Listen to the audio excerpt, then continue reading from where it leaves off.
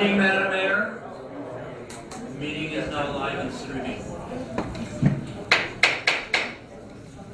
Welcome to the special City Council meeting of Wednesday, July 13th, 2016.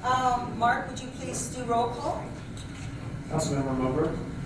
Councilmember Parker. Here. Councilmember Senna. Here. Vice Mayor Strasser. Mayor Phelps. Here. Will everyone rise for the Pledge of Allegiance? I pledge allegiance to the flag of the United States of America and to the republic for which it stands, one nation, under God, indivisible, with liberty and justice for all.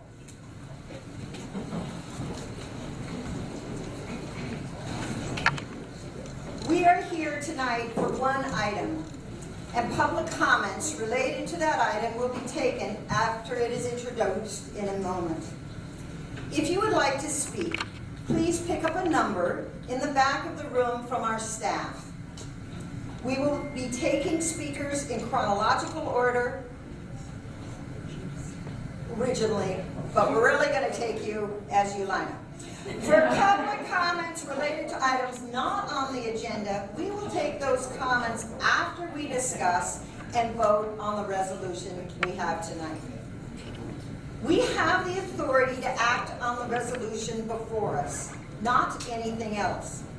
We welcome your comments, but any action other than the resolution will have to wait until another meeting. After reading the resolution, we will begin with any one of the council members issuing a statement, and then I will open up the discussion to the public. Please, so that we all can go home tonight, keep your comments under 2 minutes. I have a timer. And please do not repeat what other people have been saying or have already said. Please be civil, be polite, and be concise. We want to hear everybody who would like to speak. Please state your name and address before you comment, and please line up about 10 of you at a time to speak, and then after you have spoken, if you would be generous enough to leave some room in this chamber so that other people can come in and that they can speak. We have a fire issue. We can't let everybody in, and we would like them to have that opportunity. We will take public comment until about 11 o'clock. You think that's a long time? We do want to deal with this difficult situation in a positive way. Okay, I'm going to start with the resolution. Tonight, we're dealing with a resolution in support of the Nevada City Police Department and law enforcement officers nationwide. Whereas the men and women of the Nevada City Police Department and law enforcement agencies nationwide are dedicated to protecting and serving their communities with honor, dedication, and integrity. And whereas those called upon to protect and serve selflessly sacrifice and put their lives on the line daily to protect us and our property, despite the emotional stress upon themselves and their families, so that the communities remain safe and secure. And whereas the City Council of the City of Nevada City and our community grieve with others around the country in the wake of the reprehensible shootings in Dallas, Texas, especially the law enforcement community, which lost 5 great men, 5 officers in the line of duty. And whereas no attack on law enforcement can ever be tolerated, and whereas the citizens of Nevada City, California, stand with and convey our deepest condolences to the victims, their families and friends, as well as the Dallas community. And whereas Nevada City remembers and honors the sacrifices of all law enforcement officers who have lost their lives protecting the communities they have sworn to uphold. Now, therefore, be it resolved that the City Council of the City of Nevada City does resolve and declare as follows.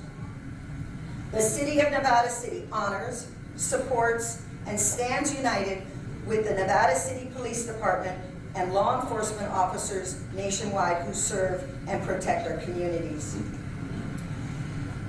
We are going to begin with a council member's statements.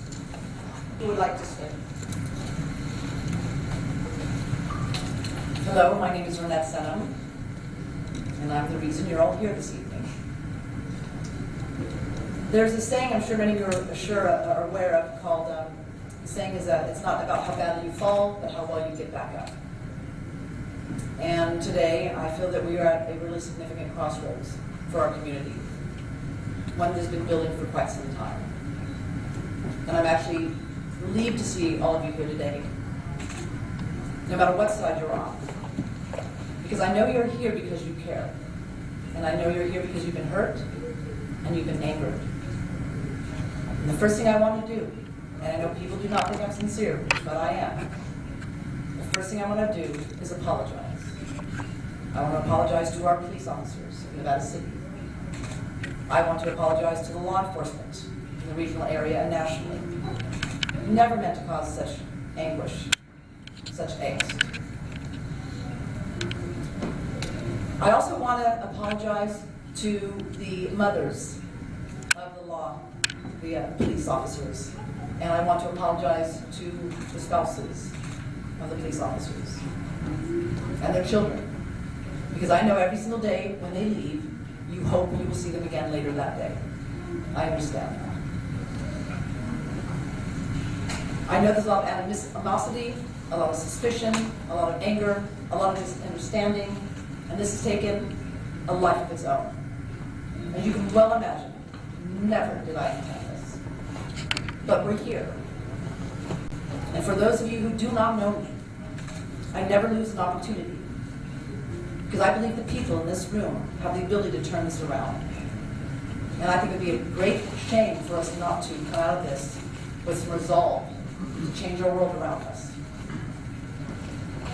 Whether it takes us to write a letter together of solidarity, or a letter of values that we can apply as citizens, bloggers, Facebookers, law officials, city council members, I would work towards something like this, where we can actually treat each other with dignity.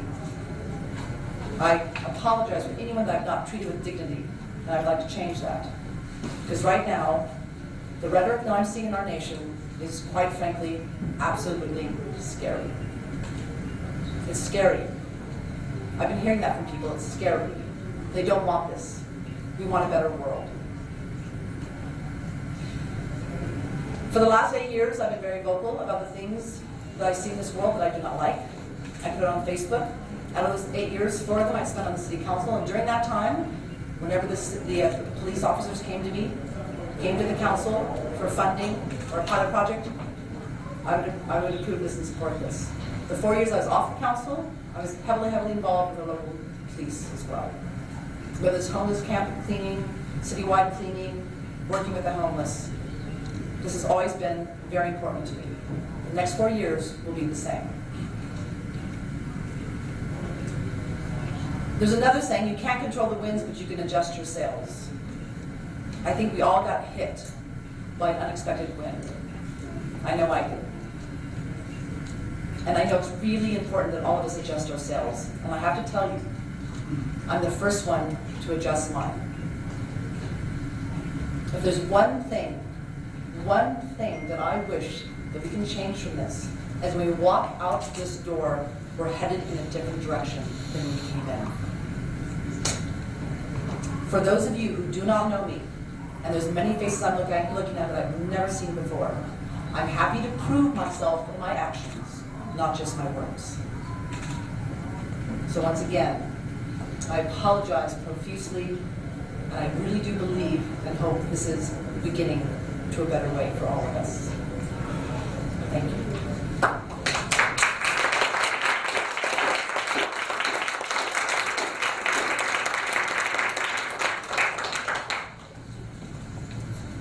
I'm Councilman David Parker, and I would like to at least realize that I've been a resident in Nevada City since 1970. It's 46 years, and There's been never a time that the city of Nevada City or the residents of Nevada City has not supported our police department or our law officers who have been part of our force. And I don't think we should lose that aspect as we continue this conversation. There's never been an issue here. I don't think it's, and it should be valued in that at this time. At this point, I'm going to open up the discussion for public comment. People would like to line up.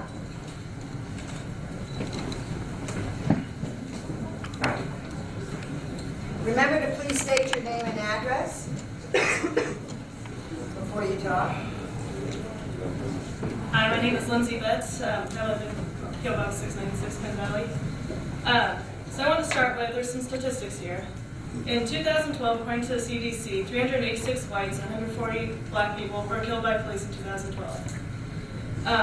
The vast majority of officers have never ever discharged their weapon, and when they do, it's outside training.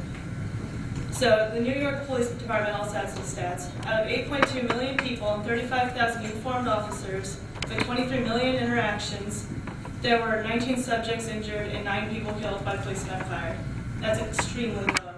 By comparison, in Chicago, 300 murders have taken place this year alone, most of them gang-related. Those are the people who have an objective to kill people. I also want to say Nevada City Police Department is a really great example of community policing. I know a lot of you see Officer Shane Franson out there on his Segway, patrolling downtown Nevada City. For class, I'm a criminal justice major. I highly suggest taking those classes and learning about how police think. I went on a ride along with Officer Chad Ellis, and he was nothing but courteous, respectful, and kind to everybody he came in contact with. When we stopped for lunch, he wouldn't even let me pay for my own bill. And so, these officers, they deserve the respect that they give the community. And so, with officers in general, they see the worst humanity has to offer every single day. They see beaten children, they see beaten animals, and they go home and try to live normal lives with their families. And I think that deserves respect. In Dallas, Black Lives Matter protesters described how the police shielded them from gunfire even while they and their partners were getting shot. And because the Dallas Police Department is going to see your comments in their headlines, I know you apologize, but I think it'd be a good idea to write them a letter too. When police shootings do... Sum it up. Sorry? Sum it up. Okay. Lastly, I just wanted to say, these are the people that were lost in Dallas. There's Brent Thompson, 43. He was married 2 weeks before his murder. Patrick Zamaripa, he was the father of a toddler daughter. Michael Kroll moved from Michigan to become a police officer. Lauren Aarons was a father figure to his younger brothers, who's known to be always happy and smiling. And Michael Smith was an Army veteran, and he had taken a blow to the head to save his partner at some point. And so I think the big point here is to remember those people too. Hi, my name is Pinky Salkin. I've lived here for 30 years. I live at 220 Jordan Street.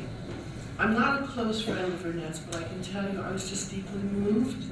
I thought I knew what I was going to say, but it's all gone out the window. What we have here is a teachable moment. I personally think the chief of Nevada City and the former chief of Grass Valley are fabulous people, as are every single solitary law enforcement person here and in DC where I lived and all over the country that I've lived. What we have here is a teachable moment. And it's not just about police, and I don't like the word police officers. It's not just about homeless, which people say they're homeless people who I work with. It's not just about Republicans and Democrats, Jews and Christians and Muslims. We have an opportunity right here, right now, for the whole United States, they're all looking at us, to do something. And I suggested this to Renette, and I suggest this to everybody. Stop talking about it and do something. In our community, we have a man by the name of Bill Trade, who grew up as a racist in the South and as a self-proclaimed bigot. And he wrote a book. And when he's here, he works at Briar Patch. And he's trying to get people together to talk about the other. And the other could be the people who don't like the police, the people who like the police, the people who don't like the homeless people. So let's stop talking about it and do something. And I have seen Renette doing things. She made a stupid mistake. I'm sorry, Renette. I think it was really pretty stupid. But she's apologized for it. Can we go on now? Or do we have to keep on dragging this? Or do we have to just keep on going? We can change things. So I invite our police chief here, and I don't know the current one, but I know Chief Foster, who I admire enormously. I just know him better than you, Chief. And let's just do something, can we? I really hope that's the message you guys are going to take all over the United States. And one last thing, I'll finish this up. Last night I was up very late, and Renette posted something on Facebook. And it was a story from the New York Times, a very positive story about the chief of police in Dallas. It was a great, positive, uplifting, forward-thinking story. So I commented. It turns out it was very late, and it was the first comment. And I thanked her for it. And then I went on to say basically what I'm just saying now. And I don't know who, because I'm a Luddite. I don't know much about this stuff. It was taken down from every site, from Nevada County peeps and Democrats. So let's do something. We can do this.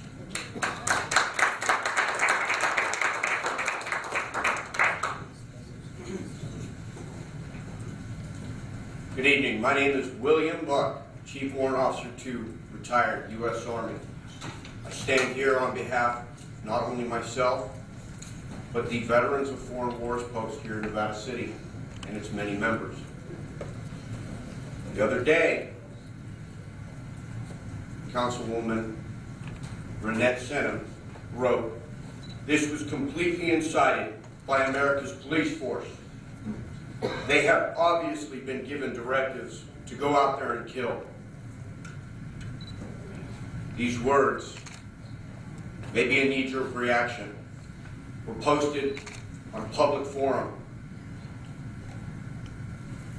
We hold our First Amendment right to freedom of speech very dearly. I fought to uphold that right.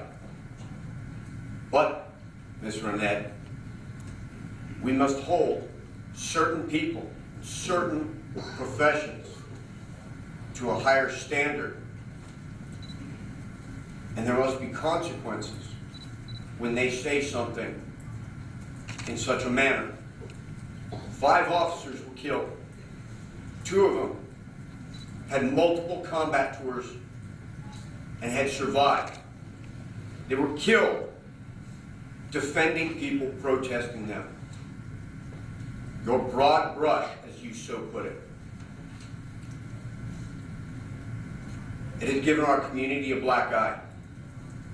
Many people, many tourists, which our community needs, have publicly decried that they will boycott our community. Businesses will suffer because of your words, ma'am. I applaud all of the good work you have done, and I think you can still do much good work, madam.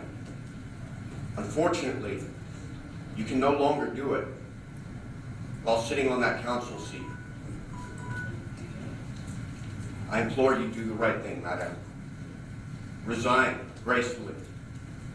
I would be more than willing to sit down with you and plan as many things as we can do to help our community, be they civilians or veterans. But you have lost the confidence of many of your voters and brought very negative attention upon our fine community. And as of right now, your post that was supposedly removed is still on Facebook. So your apology is very backhanded. And I apologize for this, but in my opinion, does not seem legitimate. Thank you all. Have a good evening.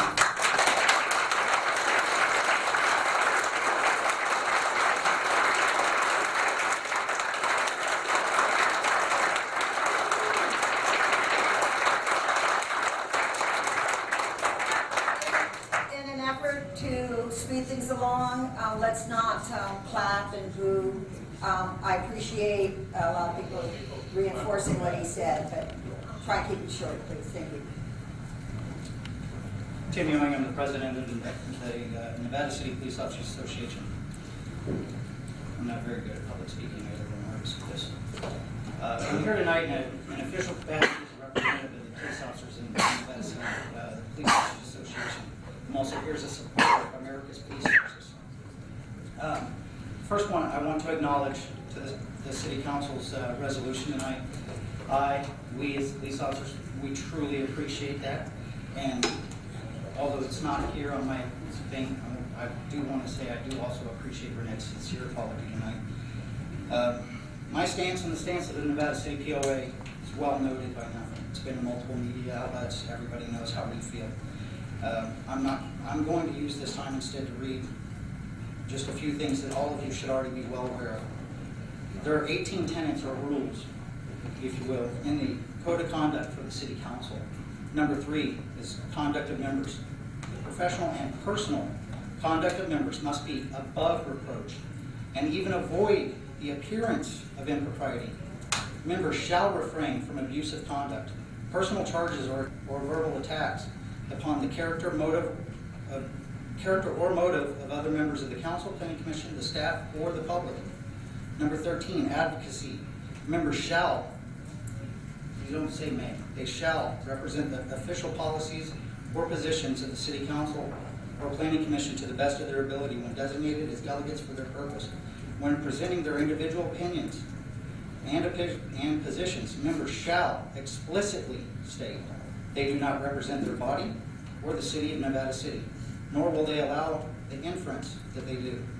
Number 16, positive workplace environment. Members shall support the maintenance of a positive and constructive workplace environment for city employees and for residents and businesses dealing with the city. Members shall recognize their special role in dealings with the city employees and in no way create the perception of an inappropriate direction to staff. These are not rules unfamiliar to Ms. Sinema, as she has been a member of the City Council prior for 4 years. Ms. Sinema is a representative of the city, and her recent conduct clearly violates the council's code of conduct.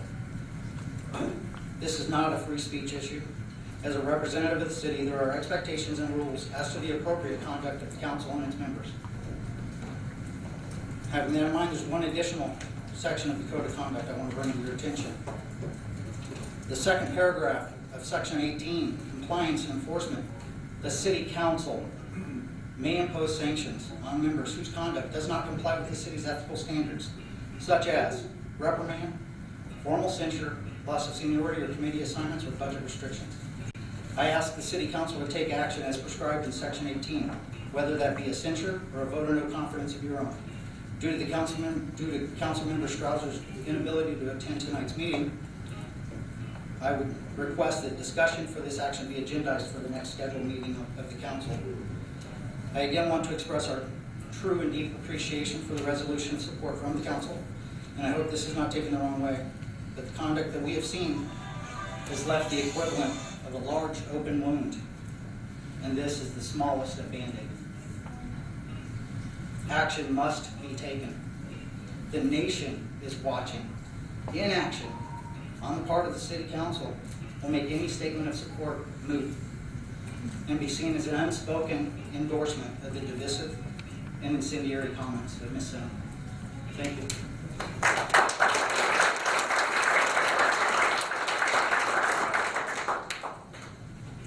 Good evening. My name is Melissa Ewing. My husband is a Nevada City police officer. For obvious reasons, I do not want to give my address, but I do own a home in Nevada City. Please excuse my nervousness. I do not like public speaking. I am here because of Renette Sinema's comments on Facebook, which I read with shock and disbelief. I want to read this to make sure I get it right. When she referred to the 5 Dallas officers who were killed, she said, and I quote, "This was completely incited by America's police force. They have obviously been given directives to go out there and kill." The use of this type of hate speech is despicable, especially because it comes from a council person in a position of authority of the police department. Being a cop's wife is tough. My husband has been shot at, spit on, flipped off, berated, and judged. I worry every day when he goes to work. I watch the clock every day until he comes home safe. And now, Renette, you've made my life even tougher. With you on the city council, I worry that the city he worked for does not have his back. Your conduct has lowered the morale of the officers you've served, and even with your apology, has led me to have no faith in you or your ability to act in their best interest. Your comments are shameful and have disgraced this community. Finally, I want to say this to you, Ms. Senator. If the day ever comes when you call for help from the police, it is quite likely that it will be my husband who answers that call. I can tell you this, without hesitation, he will respond immediately. He will not ask if you are black or white. He will not ask if you are young or old. He will not ask if you are rich or poor. He will, however, make me a widow before he will allow harm to come to you. That is what he will do. That is what every police officer in this room would do. And I'm sure that is what those 5 Dallas officers did. That, Ms. Senum, is America's police directive. God bless all you officers here tonight, and God bless the Dallas officers and their family.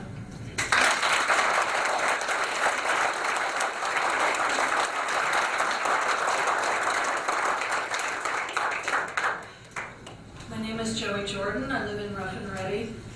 By insinuating that some directive has been given to police officers to kill, you've disrespected the officers of this town and everyone who's worn the badge that puts them in the direct line of fire. Our police department has budgetary gaps, which I volunteered to help fill by raising the funds to pay for Rudiger. We scrambled to provide necessary equipment and to keep both the officers and the public safe with things like tasers and body cameras, and we pay for the training necessary to keep our officers' skills sharp for their safety and the safety of the community. Because the fastest way, Renette, to guarantee bad police officers is to demoralize them, low pay, low salaries, starve their equipment and their training budgets. So we as a community, we've worked really hard to fill the gaps that the city hasn't been able to meet. Your thoughtless comments have made the job of attracting private philanthropy more difficult and could end up in inciting violence against our officers. I was intending to leave it at that, but the tragedy here is magnified since I wrote those words on your Facebook page in response to your post. Your apology is not an apology. One cannot simultaneously denounce and perpetuate this problem. It's an explanation as to how you're a victim in this scenario and how you have been targeted and harmed. And I wonder how one can be a victim and a leader. And I honestly believe that you have no idea what you've done wrong. That, more than anything, concerns me.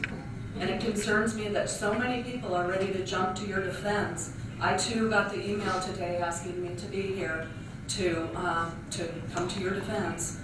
It concerns me that people are here in that capacity because what would it take for people not to come to your defense? We love you. You are an amazing asset in our community. But if you were to go out in a car and drunk driving, kill a family of 4, all these same people would be here to say, you know what, she didn't mean to do it. As you continue today to post your police target masses conspiracy articles, it's clear to me that you have no idea what's drawn the ire of so many. And for that reason alone, I feel you're unfit to serve this community as one who makes decisions that affect the Nevada City Police Department. You're a distraction at best from the important matters facing our community. Please resign for the benefit of the city you claim to love.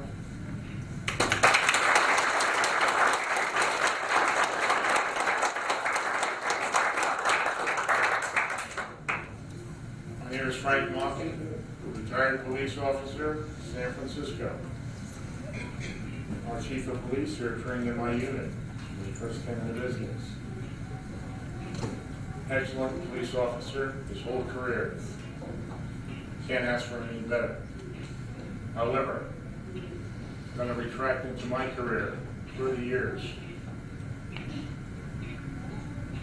1971, classic, shot and killed. 1973, my partner volunteered, street crimes unit, undercover, as a homeless person, shot and killed.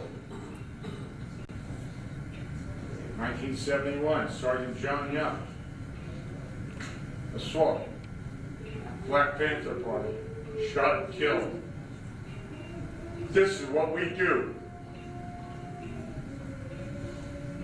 You should be ashamed of yourself for spouting off the way you did against all police officers in this United States of America.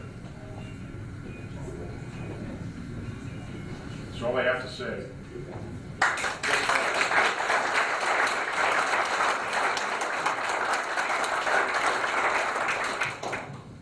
My name is Anthony Mason. I live in Grass Valley, and I am married to a Nevada City police officer. I'm speaking today to address the comments that we're all aware of that Renette made on Facebook. As a public office holder, her duty is to promote inclusion among stakeholders in our community and create feelings of peace and unity, versus what she actually did when she took to Facebook and made the comments that she did. Her words, which she still stands behind, are unacceptable. It's preposterous to say something outrageously false and destructive, like peace officers have clearly been given directives to go out and kill, to kill with intent to incite, and therefore are responsible for their own murders. Every man and woman in uniform is there to serve and defend. For her to make such a broad generalization to include all police is inexcusable and has led to her being viewed as anti-police. You've already heard that our own Nevada City POA has already taken a vote of no confidence in her leadership. When one takes an oath of office, neutrality, community support, and a filter is expected. I am not a politician. I'm not a public figure. I'm not a peace officer, but I'm married to one, and I feel that the same regard should be applied to all those in a position of public scrutiny. If a peace officer made defamatory statements about a group, be it LGBT, ethnic, or otherwise, there would be disciplinary action taken, up to and including termination. Law enforcement in general supports consequences for any peace officer who misuses their authority. Why? Because law enforcement doesn't want bad apples in their midst either. Our public officials should be held to the same standards. In what she claimed to be an apology, Ms. Sunham stated, "We need to insist that America's law enforcement includes in their standards and tactics how to interact with members of the public." She also included suggestions such as race sensitivity, de-escalation tactics, how and when to make arrests. They already do that. This shows how out of touch she is with reality and with law enforcement standards specifically. My statement thus far has been less than complimentary, and I would like to conclude by saying that it should not go without recognition the value of the acts of service that she has provided to our community, both in her volunteer activities and her former position as mayor. Her efforts on those points are to be acknowledged, however diminished they are now because of recent events. I will not speak for them, but I do not anticipate that the Nevada City Police Department could continue to feel confident in their city council. Their trust has been broken, as has mine. She cannot undo what's been said, and there's no backtracking now. She had an opportunity to open a meaningful dialogue about the issues at hand, but instead, she has done our community a great disservice. A blight on any position is not to be tolerated, and her comments have made her unfit for public office. Resignation or recall is necessary to the continued growth of our community. Thank you.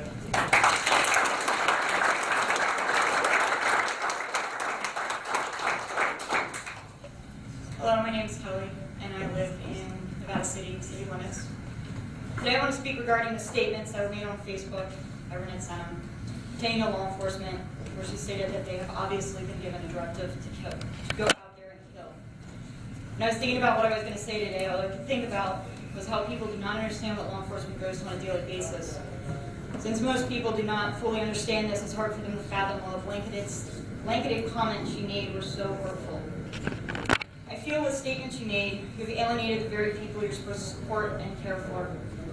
You also further the cause of ignorance and continued misunderstanding, leading to disparity, animosity, elevation of hysteria, the opposite of what the public trusts position to try to accomplish. Today I want to give my personal experience to as why this statement made me so angry and was so hurtful. I do not feel as though I can trust someone who makes statements like you did and who gives the impression to the public that law enforcement officers are murderers. 2 years ago, my husband, a law enforcement officer, was shot in the line of duty in this county. He was shot by a now convicted criminal. Because my husband is a law enforcement officer, there is no other reason. When my husband was shot, he did not have his gun drawn. He was holding his handcuffs in his hand. The convicted criminal advised my husband that he was armed with a knife, but he failed to advise my husband that he illegally possessed .44 Magnum on him. We later found out during the trial that this man had undone a built-in flap on his concealed holster in his waistband to better facilitate the harm that he wished to do and determined to commit on my husband. The criminal shot my husband after drawing his illegally possessed hand cannon, while my husband, whose service weapon was still holstered, was caught off guard and quickly found himself behind the proverbial 8-ball. After a gunfight had ensued, both my husband and the criminal had sustained gunshot wounds. Soon after the shooting incident, in which my husband was quickly cleared, we received numerous packages, letters from law enforcement officers and civilians involved in the law enforcement community who had been through similar situations. The letters congratulated and praised my husband for the work that he did that day. As I say this, I know most of you are thinking what Ms. Senham said pertaining to the police having directives to kill, that he was probably being congratulated because he had shot the man, that he did a good, nefarious job against an innocent civilian. On a side note, the man that my husband shot, despite my husband also being shot, CHP and him performed first aid and actually ended up saving his life. So he is still alive to this day.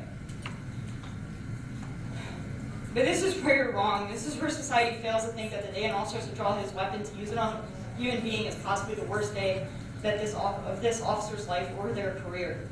The real reason they were praising and congratulating him was because he got to come home at the end of the day.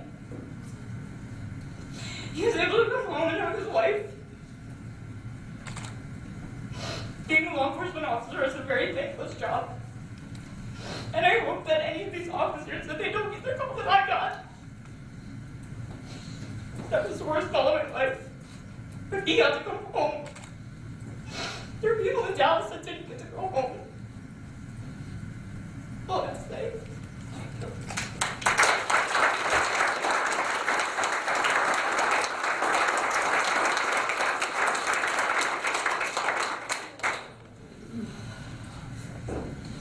My name is Elena Rayo, and I live in Nevada City.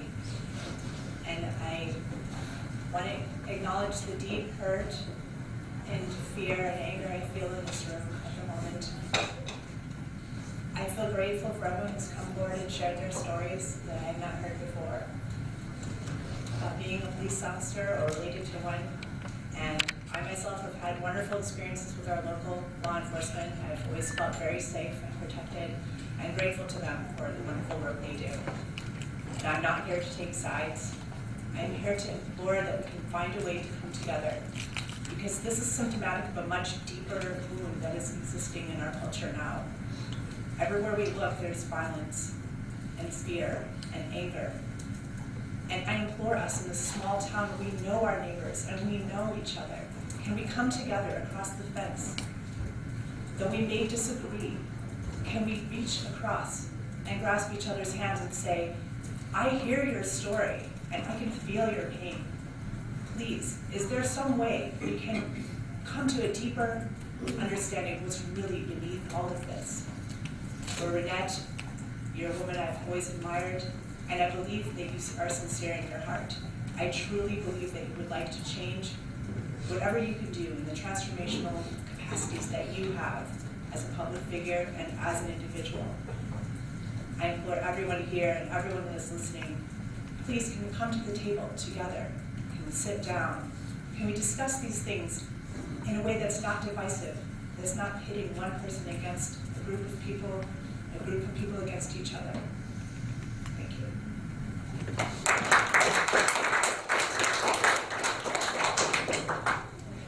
I'm Mariana Greenberg, and I live within Nevada City limits. I was a little naive to Anna coming here because I took you literally, thinking we're going to discuss or we would be able to speak to the resolution. And what I want to say is I was uncomfortable when I read Renette Senner's controversial Facebook post. And I'm uncomfortable supporting your blanket resolution of support for police nationwide too.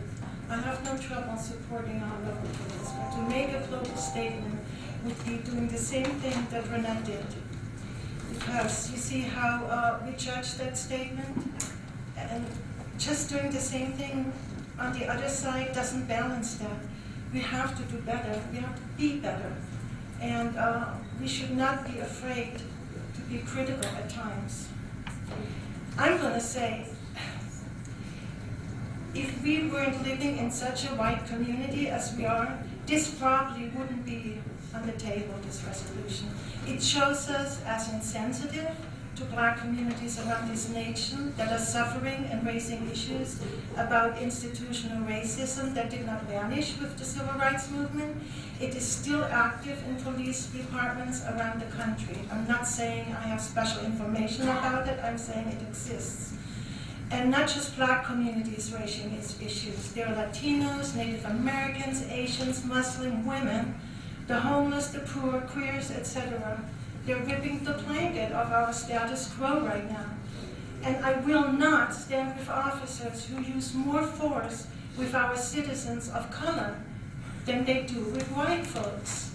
And I will not stand with officers who shoot unarmed civilians no matter what color. And I will not stand with officers who forget and leave their canines in a hot car to die. And I will not stand with officers who call for a boycott of a merchant or even our whole town. I will not stand with officers who don't speak out against their supporters calling for the shooting of our councilwoman, or to bring AR-15s, or to rob her business and to ask for her address. I will not stand with officers who don't speak out against their supporters, calling our councilwoman a bitch, a cuntbag, a whore, and more. I will not stand with officers who fuel the fire by asking for the resignation of our city councilwoman instead of working it out together. And I will not stand with officers who don't speak out against the racism still permeating in the police departments across the country and not condemning racial actions or the rape of women in police custody. I will stand with officers who show respect, no matter what color the person is, who will treat citizens with dignity, and who show their humanity with interacting with civilians. Officers who are not afraid to speak out when they see racism among other officers or inappropriate behavior. As a Nevada City resident, I'm not in support of the resolution as it stands. So please don't pass it in my name. Thank you. Yeah!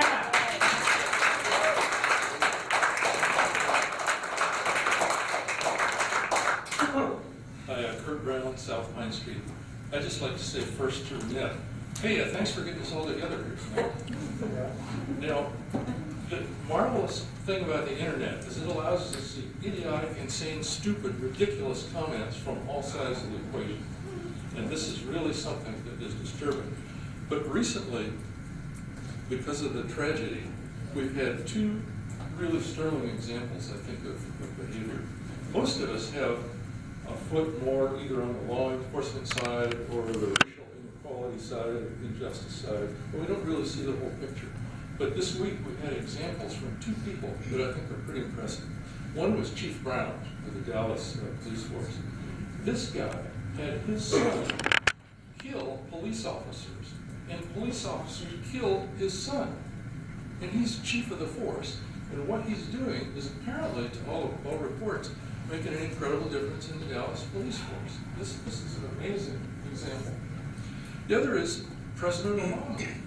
The speech that he gave at the memorial for the officers was incredible.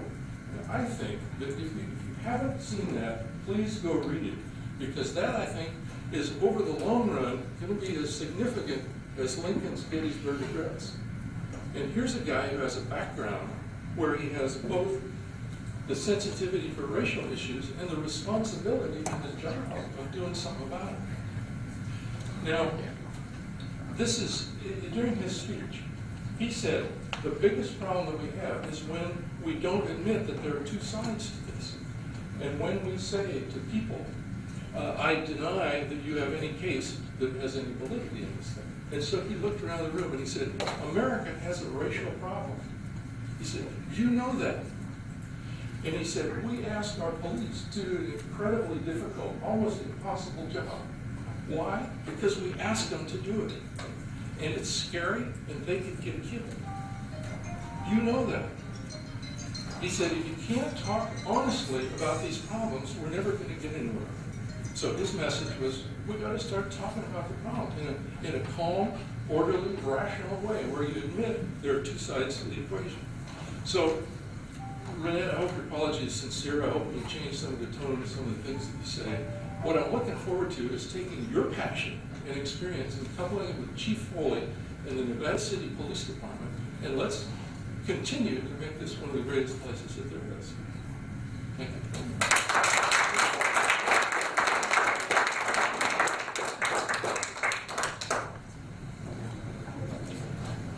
My name is Marilyn Nyborg. I live on Craig Lane in Grass Valley, and I've been a resident of Nevada County for close to 27 years, I guess. First, I want to say I'd like to add to your proclamation.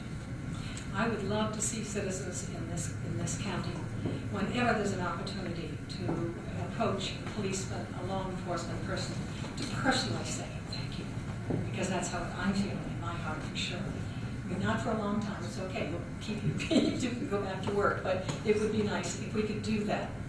The next thing I would say is I cannot defend you, Renette. I did not like what you said, but what I also know is where it came from. I have the heart of an activist, as you do.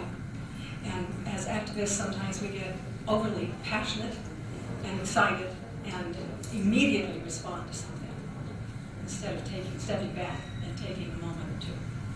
And I cannot overlook your service in this county. It's been, I think I've known you or of you for over 25, 27 years. And I know you do the jobs that many of us won't do. I'm not willing to go clean up the homeless. I'm not willing to do a lot of things. I noticed you didn't have a whole lot of people running for council. I don't know how many of you want to sit on this seat. It's a lot of work, a lot of time, a lot of dedication. And we have to be appreciative of those of you who are willing to take that part of your life and serve this community. So I can't overlook what you've done. I hope you will stay. And my last comment is, I hope that we can, as a community, be a demonstration of how we can come together. We have shamed you, then shamed you. I know you got it.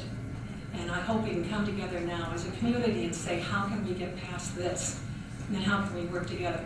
Because it's a beautiful community and we have so many people here willing to serve. So thank you for your service.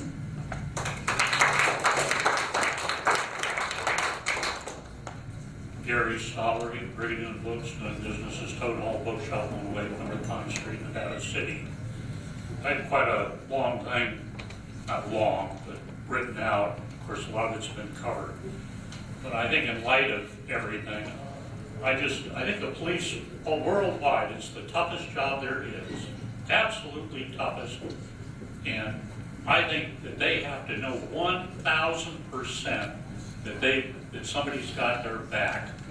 And I just don't think there can be anything else but for Renette to return to private life. If she wants to be an activist, that's fine. She stated in her message that she was talking as a private citizen. Will you give up that right when you go into public office? And I think for her benefit, where she can say what she likes and do what she likes, she ought to return to that. I'll go a little bit on this. The only reason that this special meeting was called was for the City Council to pass the resolution to support the Nevada City Police Department and law enforcement nationwide. As for the City Council rectifying what caused the need for this meeting, there can only be one course of action. You cannot support both the police and a council person who holds such outrageous, radical, and irresponsible viewpoints regarding the police. We can do without a city council person, but we cannot do without the police.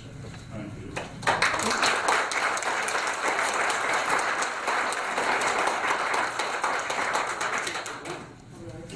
Stephen Greenberg, the 2-digit address in the city limits. And I want to talk about the resolution itself. In the past week, we've seen the spectacle of a prominent woman who's a member of a governmental decision-making body making accusatory comments perceived as greatly unfair and inappropriate, resulting in people asking her, demanding that she resign. Because she made those comments while she was a member of that governmental decision-making body. And I'm talking, of course, about Justice Ginsburg and the comments that she's been making about Donald Trump. You see the analogy, but where the analogy falls apart is I don't think anyone would sensibly suggest, or would even dream of suggesting, that the U.S. Supreme Court, as a body, should adopt some kind of statement that they honor, support, and stand united with all political candidates nationwide because those candidates hope to serve our communities. That would never happen. And before you pass a resolution like the one that's on the table for you tonight, I hope that you will think seriously about doing that, or at least about the wording. And I'd like to echo a few speakers ago, the comments about if you haven't yet seen it or read the transcript, you should check out Obama's speech at the Dallas Memorial for the fallen officers yesterday. He managed to talk not only about those officers, but about the other deaths that happened last week that were in the national news, and that we all know very well in our minds are associated with the Dallas police officers and the Black Lives Matter movement, etc. It's all in the public consciousness, and I don't think there's any reason not to acknowledge it as we all try to, as many speakers have said, go forward from this. You want to look at a resolution that would support all nationwide police officers. And check out what Obama says. He says with an open heart, he's very supportive of the police in general, as well as the fallen officers in particular. With an open heart, police departments will acknowledge that just like the rest of us, they're not perfect. And insisting we do better to root out racial bias is not an attack on cops, but an effort to live up to our highest ideals. I hope that the council will look at those words as a challenge to you, to us as a city and to you as a council, and if you need to pass a resolution to support law enforcement, to craft it so that it makes sense for the long journey that we all need to take together. I would suggest modifying it at least to express our commitment to, in Obama's words, come together and make our country reflect the good inside us, the hopes and simple dreams that we share. There's plenty of room between the two polar sides of this thing. And I think that's what I would encourage you all to work on. You can make a strong statement that supports all communities, and this being an important part of that. And we can work together on making a better national community that way. Thanks.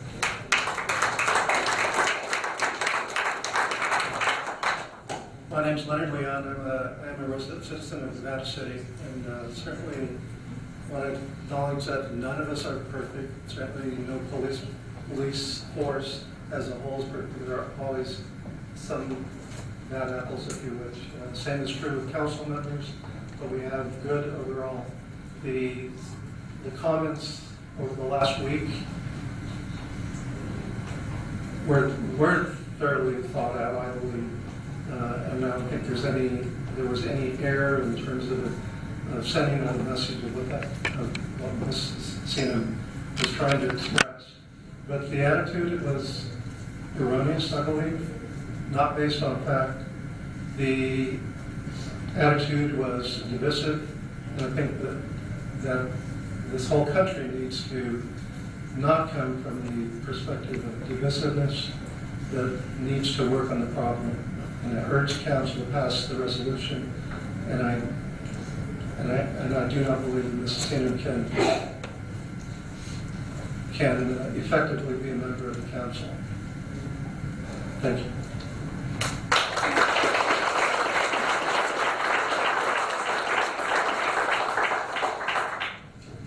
I'm Anna Maria Sauer, and my husband and I are here tonight. We're residents of Nevada City. We're here tonight to stand with our local police and all the brave men and women throughout our country who are willing to take on the job that I dare say most of us would shy away from. Ms. Sena, who has been a councilwoman and a mayor of the town before, made some remarks that are questionable, And I believe in her right in the First Amendment of free speech, and that she exercises very liberally. And hurt the very town that I know she really loves and has done so much good for. I do have a question rather than further talking about the same issues that everyone else has already covered. I have a question for Ms. Senate. In her rather pale apology, she made a statement, and I pretty much quote verbatim, I believe. She said that a very small group of local people are trying to bring her down, and that this group shall be addressed, and I'm a little nervous and I forget the word she used, will be dealt with shortly. And my question to you is, who is that group? Who does it consist of? And just how, in what manner you plan to deal with them, who them are? And I will take my answer off the mic, off the air. Thank you for giving me that.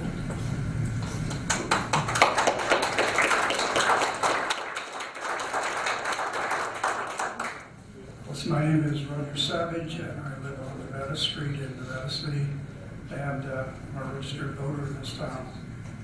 I'm completely all in your proclamation and in lowering the flags to half-mast for 5G, and a lot of the contributions not only in the Nevada City Police Department, but also the nation's law enforcement community. Secondly, I'm asking you, Renetta, to resign from the Nevada City Council, and I totally agree with many others who have also said that in their opinion that you're not fit to hold this office. Now, you said that the American police force would be given directives to go out there to kill, and as far as I'm concerned, that's just an out lie. There's no facts to back that up. Remember, the Nevada City Police Department is also a proud member of the nation's law enforcement community. In my opinion, Brett, you've degraded and done more long-term damage to this town than any other council member that I know of in the 40 years I've been coming to these council meetings. I've never seen so many people and so many organizations saying they're not only going to boycott your restaurant, but the entire town, which is really going to hurt our business. And as for your apology, personally, I don't believe you, because as far as I'm concerned, leopards don't change their spots. And in closing again, I'm asking you to resign, because I think your hateful speech has told me that you're not fit to hold that office. Thank you.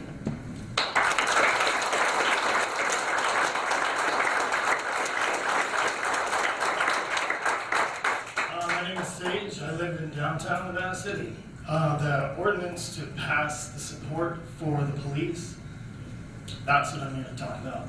Between the years of 2003 and 2009, there were reported by the Guardian 7,429 police homicides, that is, civilians killed by police.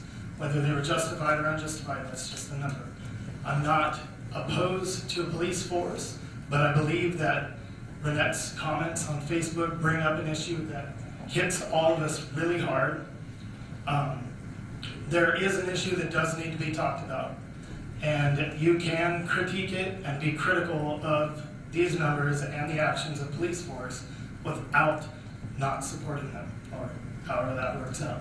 You can support police and law enforcement without, I'm sorry, I'm just starting to blank here. But what I really want to say is that I don't support law enforcement nationwide because the numbers don't add up for that. There is a trend. We're at a 40-year high of police homicides on civilians. That is something that should make everybody, whether you're wearing a blue ribbon or not, disturbed. You can change this. I know that our local law enforcement, some of these guys back here I went to school with.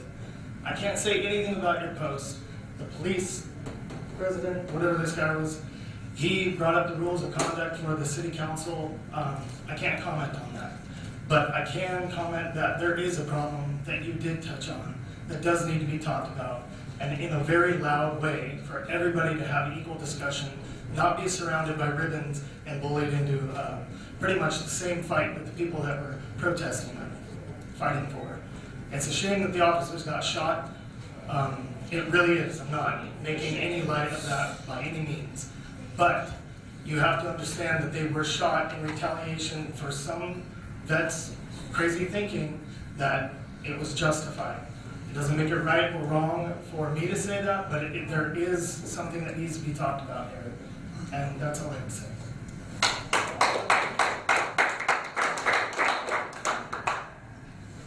Hello, my name is Cynthia Levesque, and I'm a resident of downtown Nevada City, and I also own a business in downtown. And excuse me, I'm just going to read a little bit of what I prepared here. Renette, I know you personally, and although I don't love what you said on Facebook, I'm happy that you're on our city council. You are a stellar example of what a community leader should be, despite these comments. That's, I'm not including what you said on Facebook in that message there. I see you out in the community painting sidewalks, helping and feeding the homeless, sacrificing countless hours to better our community.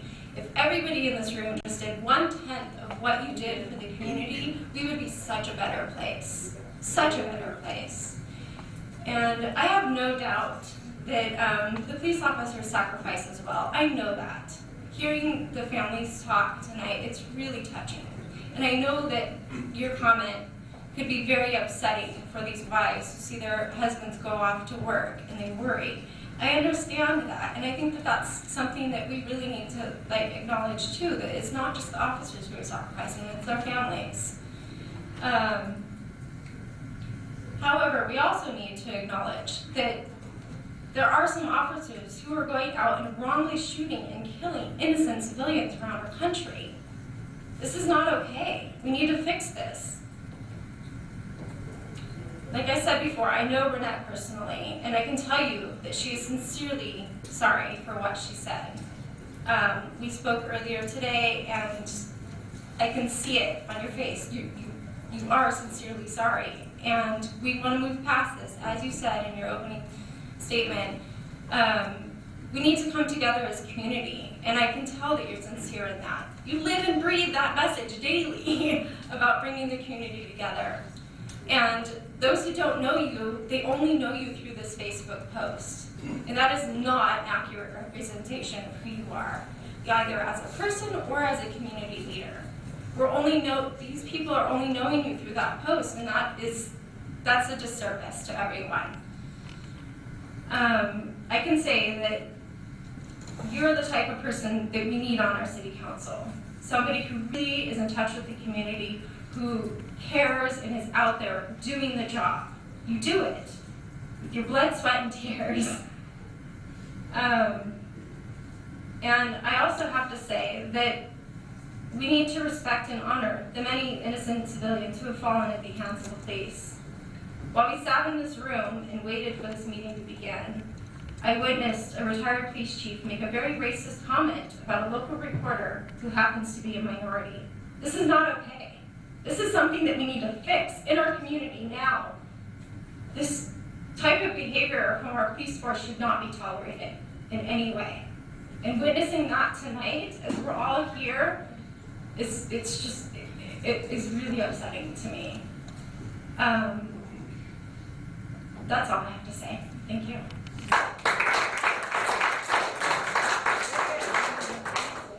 Good evening. Thank you for the opportunity. My name is Mark Rocco. I am not a resident of Nevada County. I am, however, part of the American Police Force, and I've been one for almost 30 years.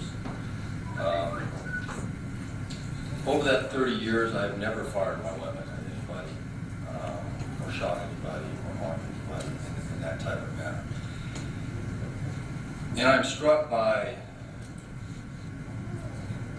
seeing the young folks that are coming into this profession seeing how the business has changed over the 30 years that I've known, knowing that the future that they face, I am struck by the young people that come into this business, highly motivated, dedicated to serve the community, and do the right thing.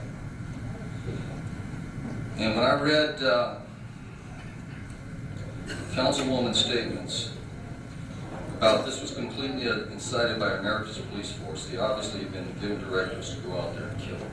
I thought that was a complete, ignorant, and stupid statement.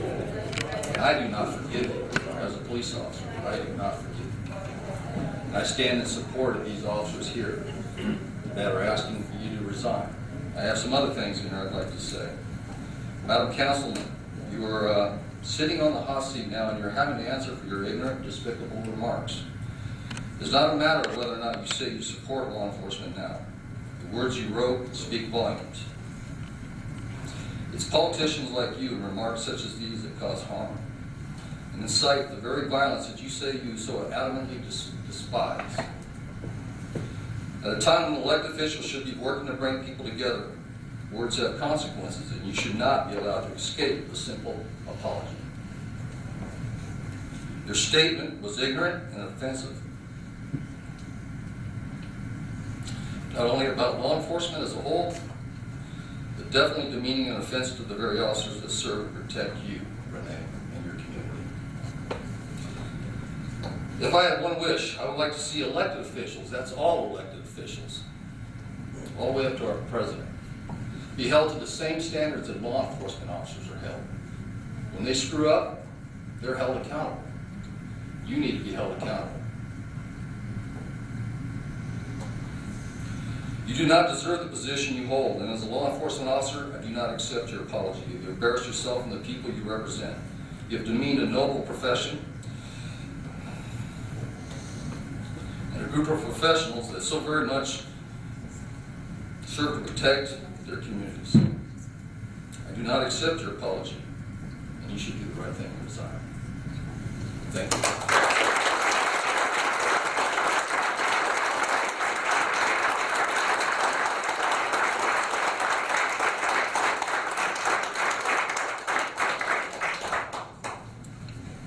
My name is Mikos Faber-Suman. I'm a resident of Nevada City. I'd like to make some comments about Councilwoman Burnett and also to address the resolution before you. I'm standing in support of Burnett. I know that she was outraged at the recent unjustified killings of more black men by police. Philando Castile of St. Paul, Minnesota, and Alton Sterling of Baton Rouge, Louisiana. I feel the same outrage. And when I express that outrage, I often do not choose my words well. I have been so gripped by the grief around these senseless deaths and later by the shock and disbelief that the police officers who use unwarranted, fatal force in such instances are likely to be exonerated, not held accountable as our previous speaker mentioned. And they've been repeatedly shielded from prosecution from a one-sided criminal justice system that in my extreme frustration, my words are poorly chosen and come out jumbled, a mixture of all my emotions around this issue. And sometimes I have regrets later, if because of those words my meaning was unclear or my intention misunderstood. But I don't regret feeling those emotions, nor how they motivate me to make an outcry when a succession of avoidable tragedies like this occurs. So I understand Renette's intention and forgive her words. I am pleased that a person like her, a business owner and a public servant, had such a reaction and made a noise about the unwarranted killings of these black men and the many others we have heard about in the past few years. I too believe that the killings of the 5 police officers in Dallas would not have occurred if there were no epidemic of police violence in the United States. That was her message, and it is important that it be understood, rather than twisted into some other nefarious interpretation. We've had enough shootings, so let's not shoot another, for in this case it would be Renette serving as our messenger. While I grieve when anyone dies unnecessarily and unjustifiably, and I feel compassion for the affected friends and families of the 5 fallen officers, I grieve greatly for the victims of our criminal justice system that incarcerates 30% of black men and who kills them disproportionately. A 7-to-1 ratio of black to white deaths from police gunfire in Ferguson since the killing of young Michael Brown in 2014. When our public servants acknowledge only the loss of police officers and ignore the loss of those black men whose lives have been unjustifiably taken, we know that racism continues to exist in America. When police feel justified in knocking innocent bystanders to the ground, shooting video of what's occurring in front of them, when they act with impunity in taking the lives of others, we know that authoritarianism threatens to beat down democracy and that our Constitution's Bill of Rights is under attack. Our society has much work to do in learning how to respect and protect those who have a different skin color, speak a different dialect, practice a different religion, have different sexual preferences, or who suffer from the impacts of poverty or mental illness. So please remember here today all of those who have fallen. And my comment about the resolution is that it doesn't acknowledge the lives of the many black people that have been killed, and it just honors a certain segment of our population. Yay. Thank you. Yay.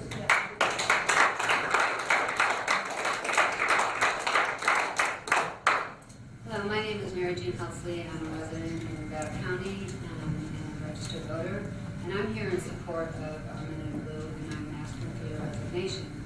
I haven't been in Nevada County more than since the last 4 years, but I come from a family of law enforcement. My father was a policeman, I have a brother who was a policeman, I have a sister who was a federal agent, a sister-in-law. These are people, and God, I was blessed because they all came home never having a bullet thrown in their direction, or vice versa. None of them had to pull their weapon. They're peace officers. They got up every morning, kissed us goodbye, and said, you know what, we're going out to protect you. And they did. And I know that most police officers, that's their routine. They get up, they kiss their families, they go off to work, and they protect us from that, all of us. So I'm here to support them. On the second hand, everyone's here supporting all of the good work you do. I'm not as familiar with it. I've been here 4 years. However, I know that I do a lot of good work, and I think your shoes can be filled. I'm out with toothbrushes. I'm just letting you know there are volunteers in Nevada City, Grass Valley, would not run without support of volunteers. They're everywhere. So I'm just letting you know, take a look and say, whatever you're doing on the council, you're supporting the homeless. We're all doing that. We're all trying. So I do feel like you can be replaced. I think you should resign. There's somebody here that can do it. Lastly, is I'm a retired executive. When you use broad strokes like that, you have to take the penalty of what that does. If I were to do that in the corporate world, guess what? There's your pink slip. You've got to go. For the better of Nevada County and for all the jobs that you are hurting, it's in your best interest to really just resign and go on to your business. And that will mend. People forget quickly that, you know what, this is what's happened. So please, do yourself good and do the town good. Resign. Thank you.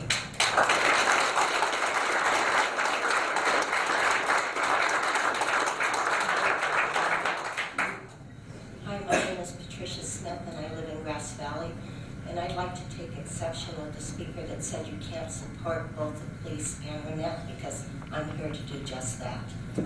I think the men in blue and the women in blue that serve our county are phenomenal, but I also respect the work that Renette has done. And I know her, and I know that she would never, ever say anything intentionally to hurt anybody. Did she misspeak? Absolutely. Would she take it back if she could do it over again? In a heartbeat. I hope and pray that we can use this to heal and bring us all together. And towards that, I'm hoping to host a Police Appreciation Day at the Foothill Event Center. And I hope that all these people that are sitting here that are so upset will come out and show their support in a more positive way. And I would hope that Renette would join us for that event. And I'd also like to say that if we all were held to the same standard, we have a person running for president right now that makes incendiary remarks on a daily basis, and yet he's running for the highest office in our land, and nobody's asking him to step down. It must be summer.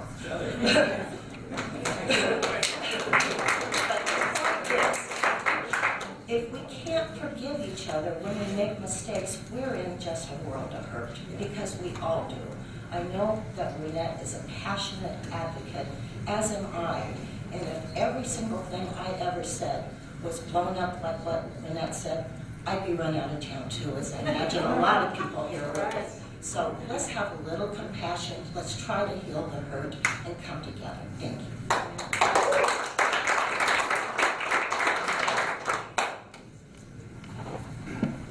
Hello. Maybe a little comic relief in this serious matter. My name is Franz Feldhausen. I live in Nevada City in Banner Mountain. And I come from a military family, and I am all for a peaceful and secure society, and I support the police in the United States in general and government. And I grew up, so about the comic relief a little bit here. Do you know the Dalton brothers and Billy the Kid and Lady Clementine?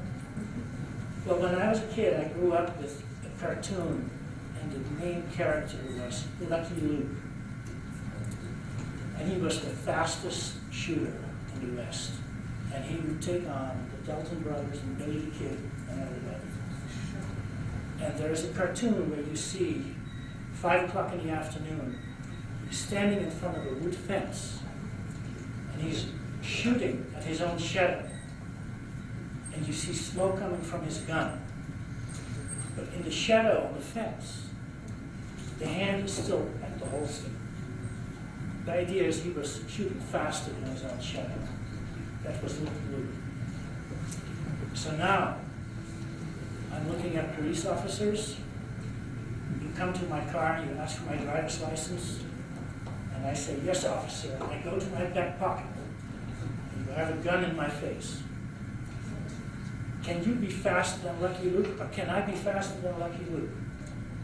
How long does it take for me to shoot you or to be a danger to you? Just an idea. I think that what has happened in the United States in many situations is that the police are a little bit trigger happy in a disproportionate way to minorities, and that if you cannot understand that, there's something wrong with the way you look at the world. And, you know, the fact that this has been brought up by Renette, maybe in an awkward wording, I must agree. But the fact it needs to be discussed, this is a major issue in our society. And I am glad we're all here to address that issue. Renette, I think it's a great job that you're doing. I don't think that it is up to the police to ask for a council member or any elected official to resign. Because elected officials are elected and the police is supposed to serve people. So when there are elected officials, then the police job is to serve. Now, if they don't agree with that, then we'll have another election eventually, and then you can vote her out of office. In the meantime, Renette, you have my full support. I'm sorry you kind of misspoke. And I hope that we can all come to an understanding and live in peace together. Thank you.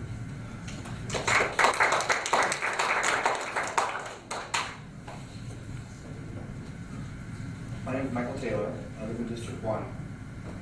I've never publicly spoken before. I know Renette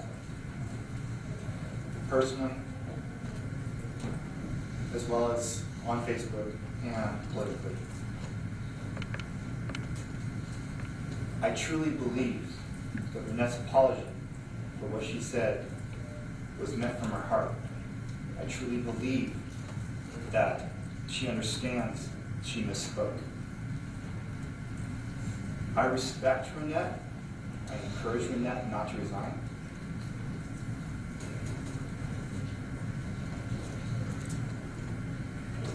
I respect the fact that she is a fighter for our rights, for the city's rights, for the people's rights, and I really honestly hope you do not resign. I know we will work through this as a community. I know that the police know you personally, and I know in their hearts, some, if not all, can work through this misunderstanding or this misstatement you did on Facebook on your personal account. I hope and I would ask the community to understand that she was speaking personally on her Facebook. And again, Renette and I don't agree on a lot of things. But what should be nice about Renette, you can talk to Renette. You can go talk about your ideas, you can talk, she stimulates communication and conversation. And quite honestly, this is unbelievable. I mean, you look around, the conversations she stimulated tonight, today, this week, in this most important issue in our community, country, at this point, I think it's amazing. I think this is an amazing time for us to use this opportunity to learn from each other and to understand the police, understand the community, understand the interaction with the community. I really honestly don't believe Renette had any intention of hurting our local police. I think what she was talking about was national issues, and I really hope that our own police department can work through their issues with Renette, and I hope you do not resign Renette.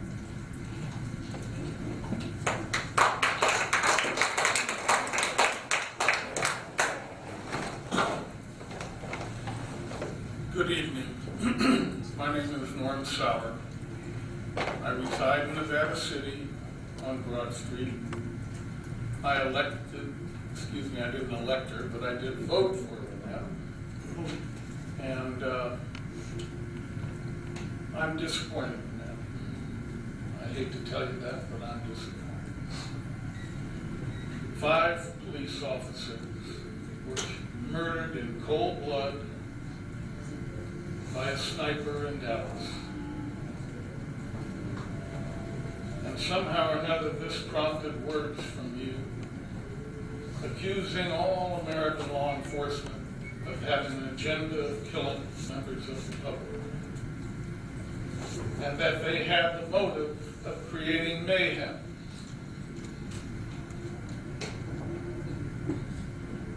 And you wanted to know what their motives were. And this touched off a storm of outrage throughout the country.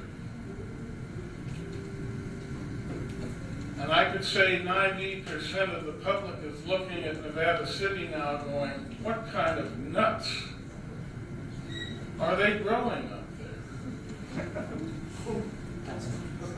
there? And what harm was caused to our city, our fair city, by your comments? Now, yes, you did apologize, but in the same apology, it was undermined by blaming some other group and trying to deflect personal responsibility for your own words after you had taken an oath to be a council person to act in the best interest of our city. With that in mind, I hope you will act in the best interests of the city and take the high road. Thank you.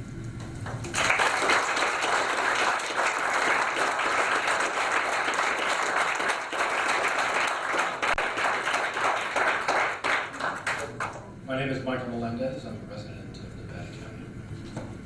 And I'm here to speak in favor of Renette. I've known her personally. I've known her professionally. I've known of her tireless and unflinching commitment to this community. Hands down, it doesn't matter what the subject is. She believes in this community, she loves this community, she shows it. She has shown it through her actions, through her deeds, repeatedly. Her words are sharp and to the point. They're unminced and undiluted.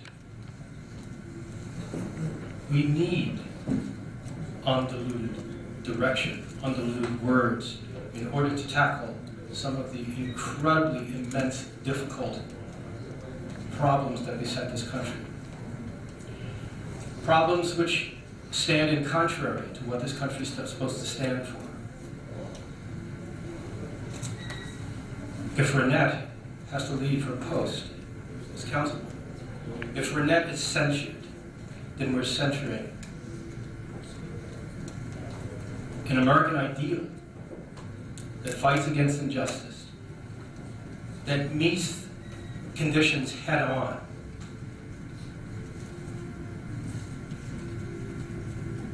I hope she doesn't resign. I hope out of this there can be a mending, there can be an approach that spearheads a dialogue, whether it's here in Nevada City, Nevada County, state of California, or this country we live in. There are too many people running away from the situation that presents itself to us. We don't live in a big city. We don't live in a complicated town, so to speak. I come from the Bronx, New York. I know what big cities are about. I know what happens in the streets.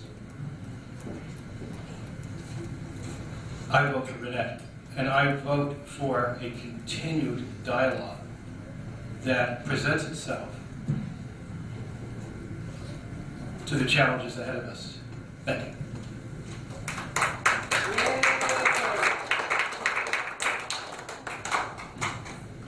My name is Cindy Morgan, and I live in Nevada County, just outside the city limits of Nevada City. I'm here, as are many, because this has raised emotions. It's an emotional, gut-wrenching issue for everybody, on whichever side you presume to be on. I'm here as a retired law enforcement officer. 1 year, about 27 years cumulatively with 3 different agencies, 1 federal, 1 city, and 1 state. So I'm here because my fellow officers who are still active cannot be. Because as an officer, you are censured. You're not allowed to have an opinion. You can have it, but you most certainly can't speak on it. You can't act on it. And if you're on a line protecting those at a rally or trying to keep the freeway open, regardless of which side you agree with, you can't voice that. You have to be there to do your job, whether you agree with whatever it is that you're trying to protect those people from. So I'm here to speak because my fellow officers who are active cannot. Obviously, if your comments meant to raise some kind of a hoopla, you've done it. And I don't even know you. And I read your comments, and my first thought was to come to your aid to say, oh, somebody must have hacked her account. I can't believe somebody would write something like that. And people came back and said, oh no, look, she wrote it. Look, she's even defending it. So I did some research, and lo and behold, gosh darn, you did write it and you did defend it. So then I said, well, she had to be drunk. There had to be some lapse of judgment that a city council person would make statements like that in a public forum, on a social media no less. But no, you did. And I can sit here and tell you stories in my, 27 years of law enforcement of people that I dealt with, good, bad, violence, bias, good cops, bad cops, good politicians, bad politicians, poor judgment on everybody's side. We are all drawn from the same general population. So demographics and statistics say you're going to get that wherever you go. Mistakes have been made on both sides, and I think we can all acknowledge that. But as a city council person, you are in a position that you also should be censored as to your opinion. And I have no problem if you want to be an activist, go for it, but not in a semi-social arena here. Step down and be a citizen and be an activist. You cannot, as a council person, make statements like that and expect it not to go, untreated. It can't happen. So that's all I need to say.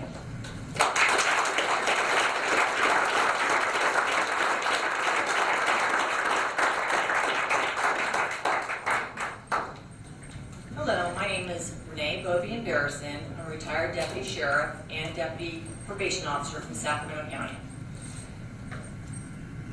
On July 6th, Renette, and I don't know if I'm pronouncing this correctly, was sworn in as a city council member. The next day, July 7th, in Dallas, Texas, the BLM were protesting down the street in Dallas.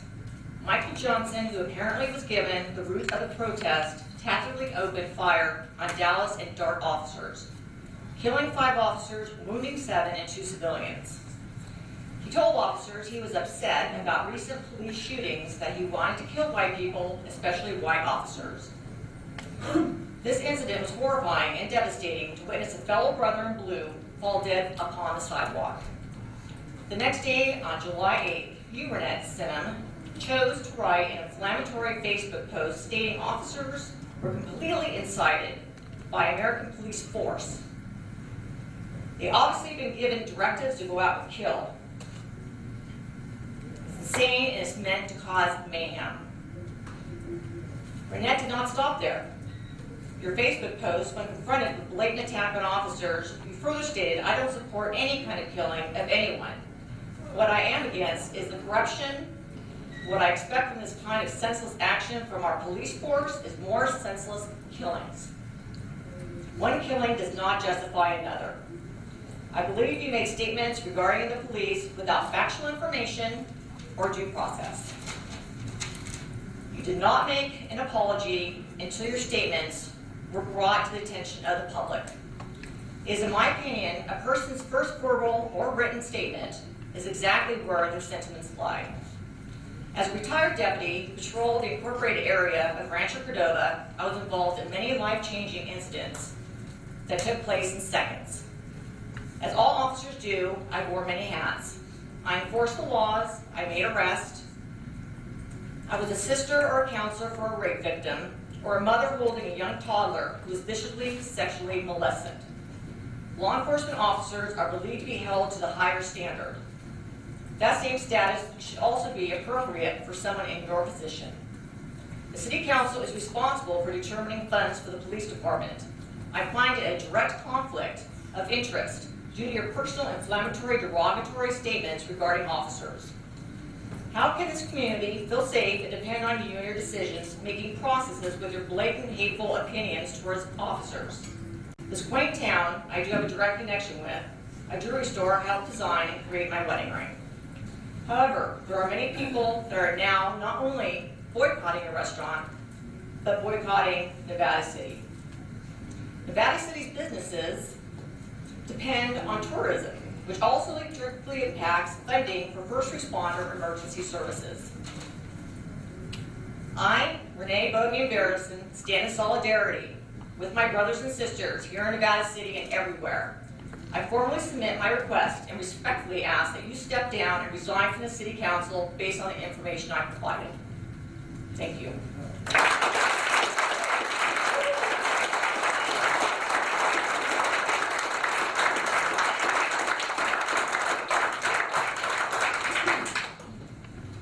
My name is Erin Knoll, and I am involved in starting a little local legal nonprofit that tries to help people kind of work out conflicts. So that's something really important to me.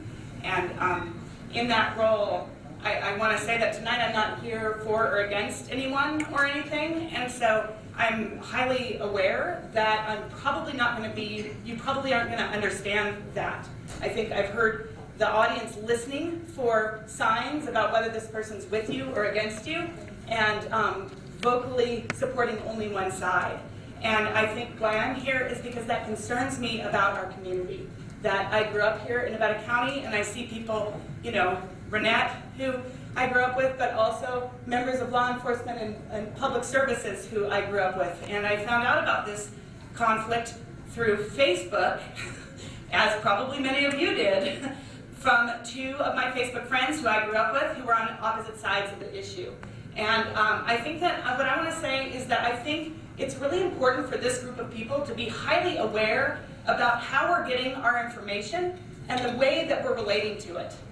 That when you see a polarized one-liner from Renette or from Jesse King, one of my other Facebook friends, or other folks in this room, just saying what they think in a one-liner, that what that means is we don't get an opportunity to have a deeper discussion.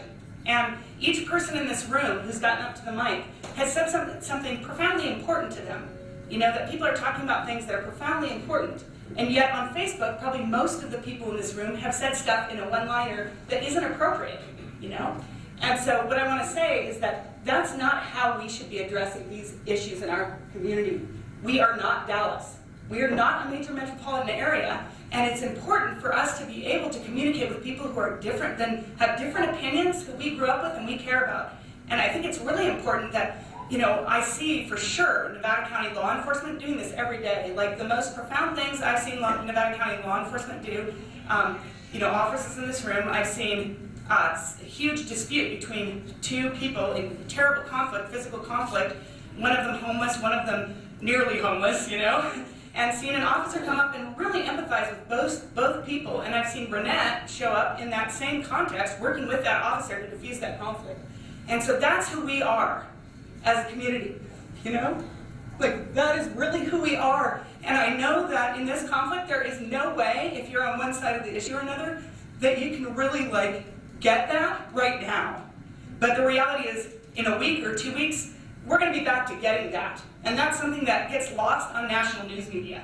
Because, like, that's who we are. It doesn't matter what's said in this room. I know that everybody in this room, whether they're resign or don't resign, whether they're ousted or not ousted, or whether they continue to serve on the force and do good work in our community, next week or next month is going to work together with everybody in this room to make our community a good community. And that is who we are, and I hope that we remember that. And I also hope that that is the message we give to our nation, not the message that we all get to pick our side and duke it out, because that's not what's important and that's not who we are. Thanks.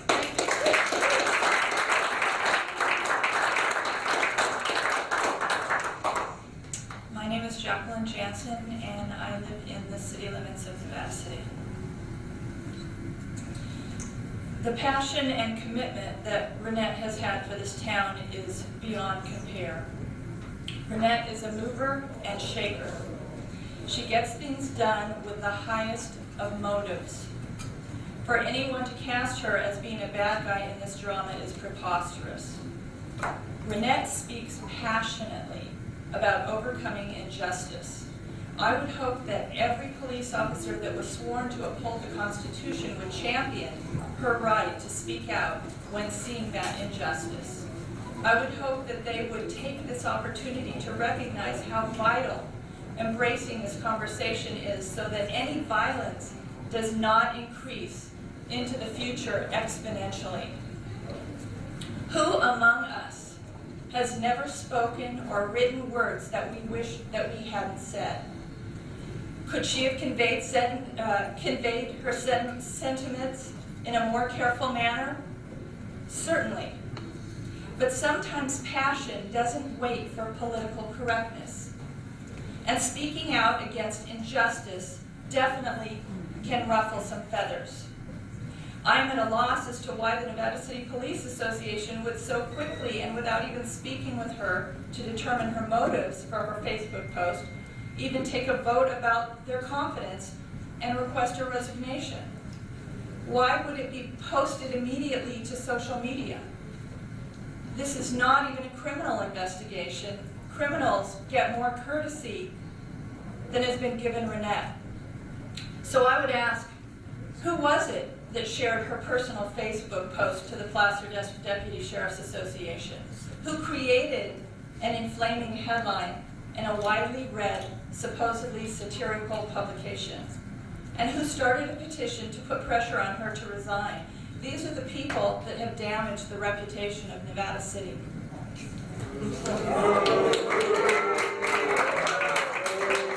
I have been so looking forward to all of you, council members, the current set of the city council members, working together because I know the huge advancements that await.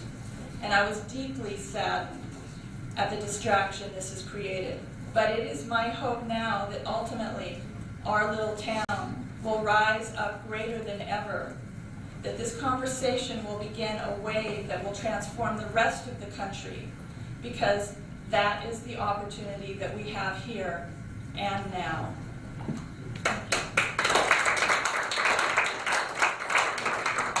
Keep the comments to 2 minutes. Yeah. Like you suggested at the beginning, this is getting ridiculous. Catherine Doolittle, 100 Woods Court, Nevada City. I'm going to back up what I've heard from a couple of other people, that there's absolutely no reason in the world why we cannot respect and honor our incredible police force, who I've personally seen do amazing things. And I thank you for that, and for every police officer that is in this room. But why we cannot also support Renette Zunham, who in 2 days built 40 micro shelters for the homeless, who feeds the homeless out of her own restaurant, who has been an incredible boss to her employees, who has led the way for so many programs and so many incredible things that have happened in this town. I'm speaking from my heart because I care about her, I care about our town, and I believe that we can rise above this. We can stop being divisive and hateful. The vitriol I've seen about this has been unbelievable, and it has teared at everyone's heart. Let's all come together. Let's all come together and have love and have dialogue, because this is what's happening all over the world. So let's take a leadership role. Let's pull this town together, and let's all say, I love you, everybody. We love our police, we love our leaders, and we love our outspoken warrior woman, Renette Zunham.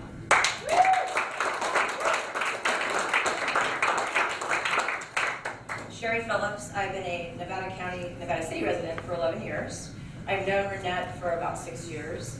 I think that we have the most incredible police force at GDPD and NCPD on the planet. Before I retired to raise my children 25 years ago, I was assistant to the chief of police in Hayward, California. So I know the inside story as to what goes on behind the scenes. I know, and I would not want to be a police officer. When you approach a vehicle, you have no idea what you're getting yourself into, whether the person's got a weapon, you have no idea. So these brave men and women, I am so grateful for you. That said, I do not believe that a council person should be the scapegoat for the hate and anger that exists in this nation because she exercised her right to freedom of speech. Now, like everyone else has said, we all say things that get taken out of context. And I know Renette personally.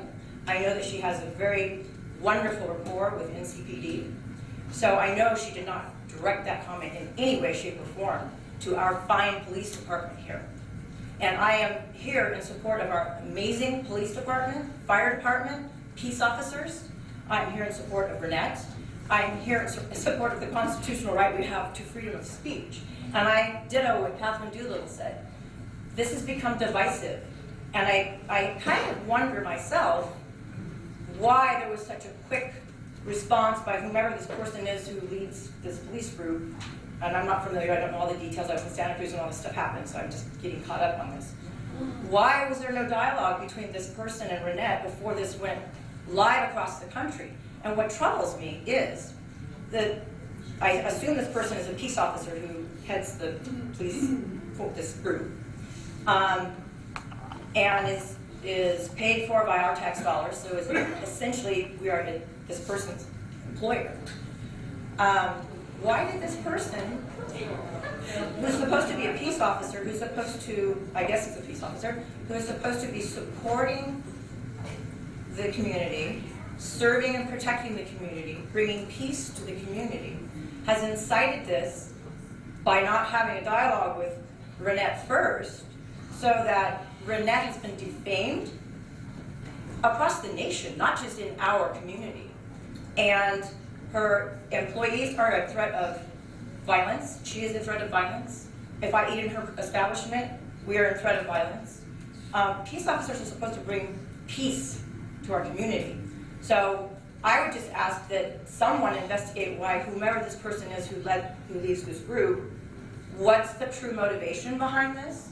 Because if resolving the issue is truly the motivation behind it, I would think that this person, male or female, would have gone to Renette Tasso. Thank you very much.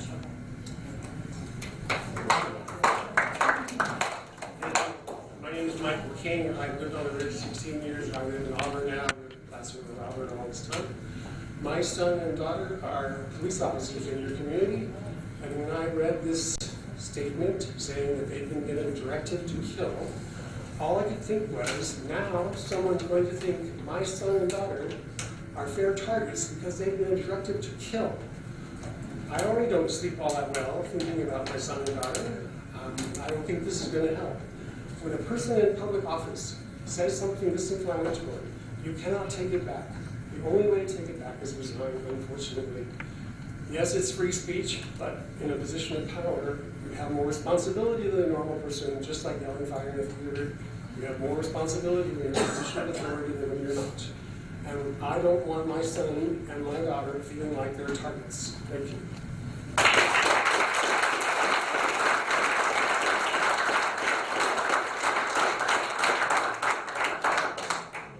My name is Mary Catherine Kress, and I'm a resident of Nevada County. I apologize for reading my statement. This is a very emotional issue for me. I've known Renette for several years. I'm also a very proud law enforcement spouse. I watched the situation unfold in real time, and I was increasingly more heartbroken by every statement Renette made. Last month, my 9-year-old had his first nightmare about his father dying at work. It won't be his last. Our family has lived. My husband has saved many lives. My husband has also taken a life in the line of duty. My family has lived with that burden every day for the last 4 years. Police officers do not draw their weapons lightly. To assume all officer-involved shootings are murders is grossly inaccurate. Some are justifiable homicides, some are tragic mistakes. It's impossible to judge each situation until the internal affairs investigation is complete. It's my hope that if Renette chooses not to resign, you will take this opportunity to further educate yourself of the realities of the burdens and duties facing all law enforcement personnel. Your statements of the last several days have shown a severe lack of knowledge in this area, and it's my hope that you will further educate yourself. Thank you.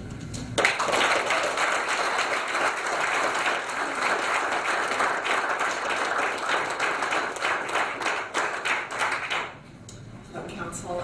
My name is Lorraine Wright. I'm a resident of Nevada City. I'm also a board member with the Peace and Justice Center and a local attorney. I know Renette, and I just want to speak as a person.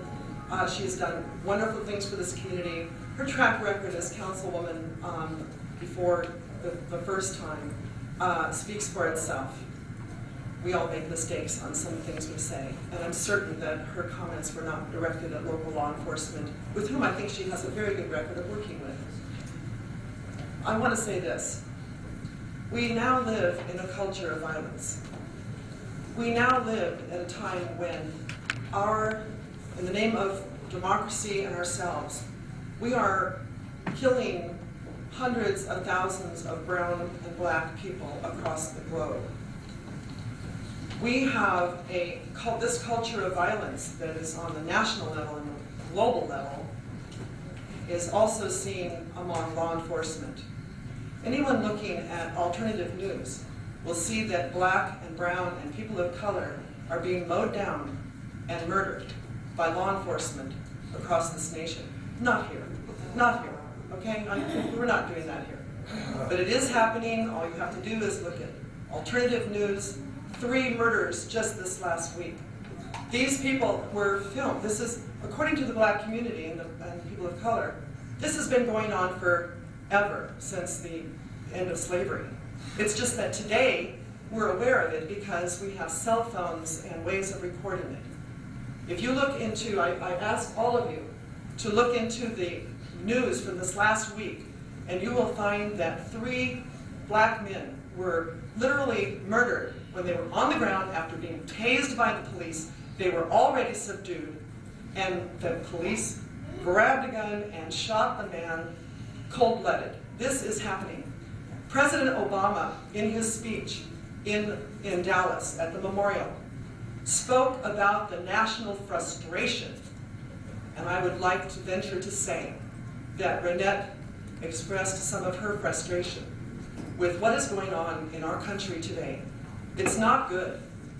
We need to find out what is at the cause of racism that is a systemic problem through our law enforcement, particularly in the urban areas. Thank you. This needs to be addressed. There's no reason for Renette to resign. I support her. Hello, Council. My name is Emmanuel Sirius. I live in Grass Valley. I've lived here since 2009. I met Renette in 2011. We've been friends. I want to say everybody makes mistakes, and I do believe Renette made a mistake, but I also want to say, you know, I watched those videos of the 2 black men being shot, and I had never before posted anything about police violence, the racial tension on Facebook until I saw those videos. I think a wife of an officer said here, some police shootings are justifiable homicides, some are unfortunate mistakes, and some are racist murders. And if you haven't watched those videos, you have to watch them because there is no justification for them. And I was outraged, so I made posts about the racism that infects police departments, particularly police departments in big cities, where most of the officers don't even live in the neighborhoods that they patrol. I know that's not the case here. But so I forgive Renette because I was outraged, and I know Renette, and I know Renette how emotional she gets, and I accept her apology. I also want to say that, you know, it is definitely a responsibility that police officers do not engage in political statements, but it is the opposite responsibility that we hear from our council members and what their political beliefs are, because how else are we going to know whether we want to vote for them or not? Activists on city council members, that is a good thing, and that's why we elected Renette. I wouldn't worry about anyone telling you people are going to boycott Nevada County. Renette, it's not going to happen. By saying that and repeating it nationally, they're the ones that are going to discourage people from coming here. But nobody's going to boycott this town. Also, it's my understanding, they can't force you off. And I'm telling you right now, you better not resign. You should not resign, Renette. You are a great councilwoman. And if they do force you off, we're going to elect you again. Thank you. My name is Nancy Schwartz, and until recently, Renette was my neighbor. And she's so busy with her life that I didn't get to know her well, but she is a Facebook friend. And I am wondering who took her words and twisted them into this today. I feel like I'm in the McCarthy hearings. I feel like I can't believe what is happening. I want to run away from this town that would do this to someone like this woman. I'm shaking to my core. I'm sort of speechless. There were comments made as I was standing in the long line about things that other people were saying that showed me that some of the young officers and their families in this room, they don't have a clue what is happening in our country. I grew up on the south side of Chicago. My stepfather was a policeman in Cicero. Most of my family were Irish policemen. I babysat for them growing up. And I think our country is on the verge of a civil war. And I think Renette dared to speak the truth. And I think it is a truth that everyone is terrified to see today, so they want to blame her for it. Renette, there are hundreds, if not thousands, of people out there who are busy with their booths and their stores and their children who send you their love and their support today.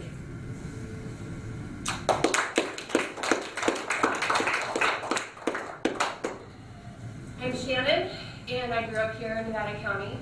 Wonderful, beautiful place to grow up.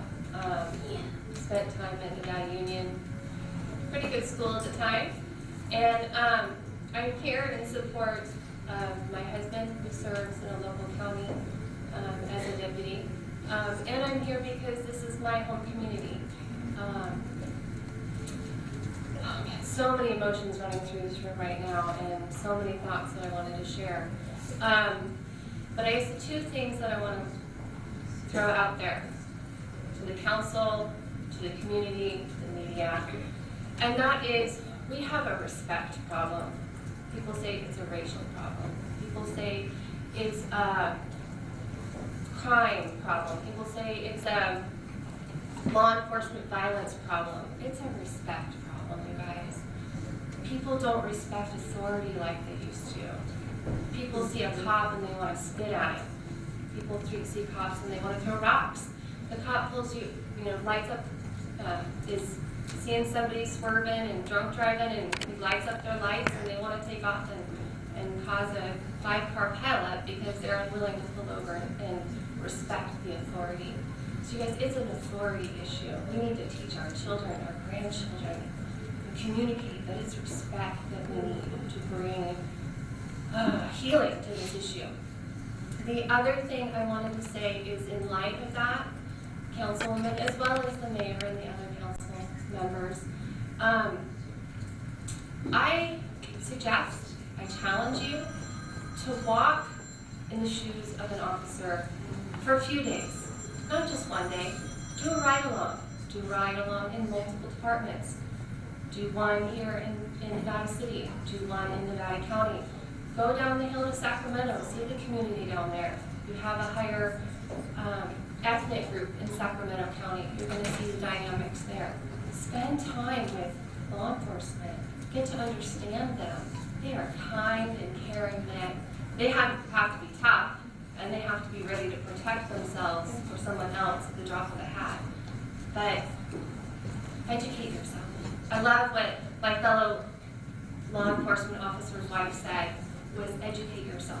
Become aware of vital health. And that's it. Thank you, guys. Thank you.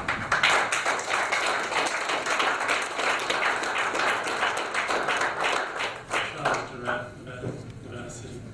Renee, I see some ride-alongs in the future. When there's a domestic dispute next door, who are you going to call? The police. And I know from having so many friends and family in the police force that they don't get anywhere near the appreciation that you would hope that they would get, or that they would hope that they would get. Police relatives in Sacramento, Oakland, Sierra County, and the one thing that they often say is they're chagrined about how little appreciation they get. But another thing that they often say is that their job is to protect the U.S. Constitution. And the U.S. Constitution includes freedom of speech. And, with all the clapping and the booing and the grumbling, this feels more like a mobocracy than the democracy that elected Renette to take this seat. And a lot of this booing and hewing in the audience is from people who are not from Nevada City, not the ones who vote for you, and not from those people that so appreciate the farmers market that you've done, the homeless work that you've done, that they're not going to do. You're going to do it. You will continue to do it, whether you're on the city council or not, but I hope you are on the city council. This is no time really to escalate this problem. This is no time for bullying. This is time for listening. Listening to each other, caring about each other, not taking an opportunity to burn somebody at the stake, not taking this opportunity to make a mockery out of this notion around freedom of speech, to make a mockery of democracy that says we vote someone in, and then if it's not working, we have the dialogue that's necessary. We don't have a witch hunt and a burning at the stake. So, Renette, thank you very much for all the work you do, and please stay. Thank you very much.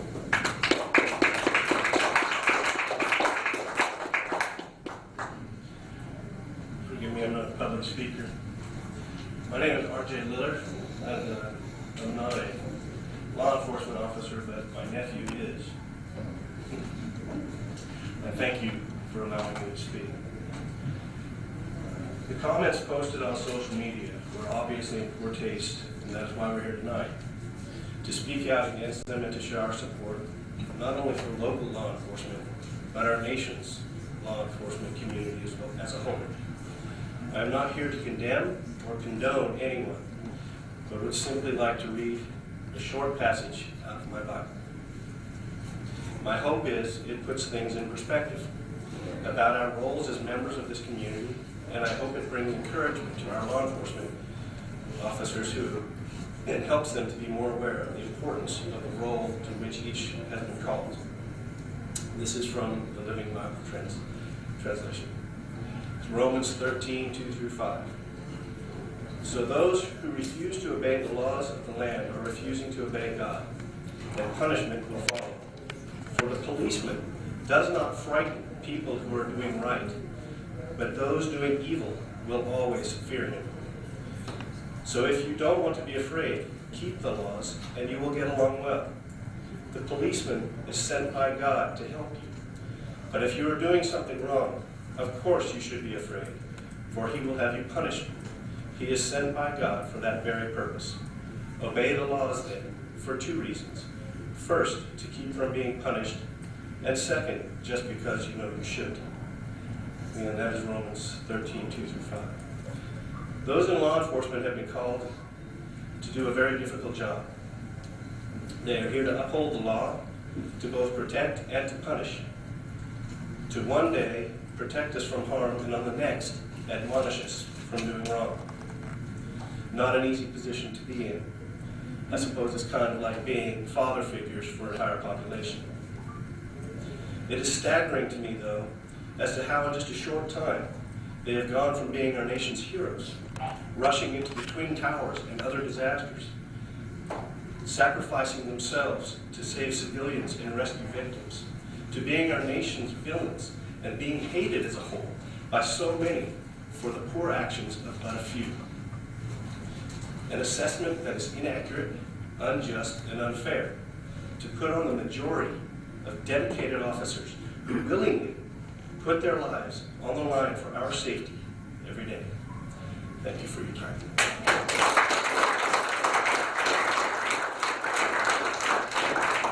Hi folks, my name is Timothy Marshall, and I kind of got roped into this somehow. I got invited here by a cop. I went over to the cop shop yesterday to compliment the cops in Grass Valley and Nevada City in particular on, in my opinion, being pretty exemplary. And the cop who was there told me, hey, well, there's a meeting tomorrow night, so you should come. And so I just wanted to give a voice from the other side, you know, being a person of quote-unquote color. I got 5 races in me. I lived in the projects for about 6 years in New York City, and believe me, when you're on a subway train coming home, 3 in the morning from work, and there's a psycho on the, you know, it don't matter how tough you are, man, there's a psycho there, and you see a policeman, it's kind of like, you might not want to admit it because you're so cool, but he would be like, you know, I'm really glad that cop's on board right now. However, yes, stuff has happened to me that's been negative by, you know, perpetrated by cops before, but I don't have a chip on my shoulder, and I've been living in Nevada City, Grass Valley for 6 years, and in my opinion so far, all of my interactions with the law enforcement here have been so positive that I wanted to thank them last year, and I just didn't have enough balls to walk up to them and tell them because, you know, they think I'm a weirdo, I got dreadlocks and, you know, look the way I look, you know. But anyway, because of the situations going on in America today, you know, and 5 of them getting killed, I felt it was necessary to just come and support. So just on a light touch, I just wanted to voice that. And I felt, of course, the statements you made were very inappropriate, and I hope you guys solved that. And again, I just want to give, specifically though, only Grass Valley and Nevada City, in my opinion, the police force here, I wanted to give them some props. Because I think they need to hear some thanks from people who look like me, and I'm sure there's others like me who may just not want to step forward. And that's all I got to say. Thank you.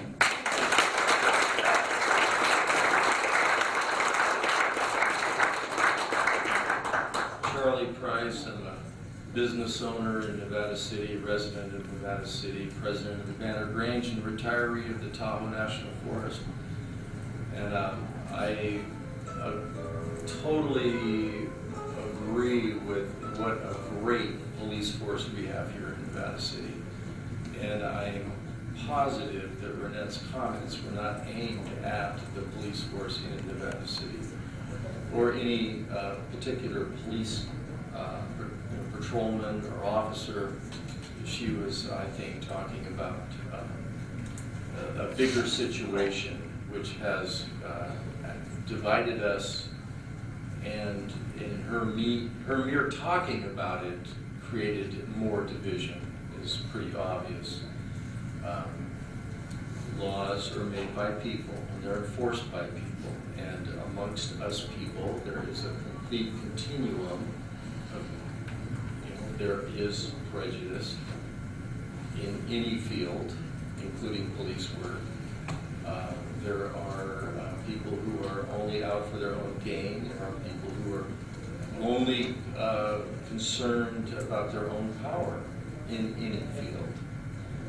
The police have a lot of power given to them and a lot of responsibility given to them and a real tough job given to them.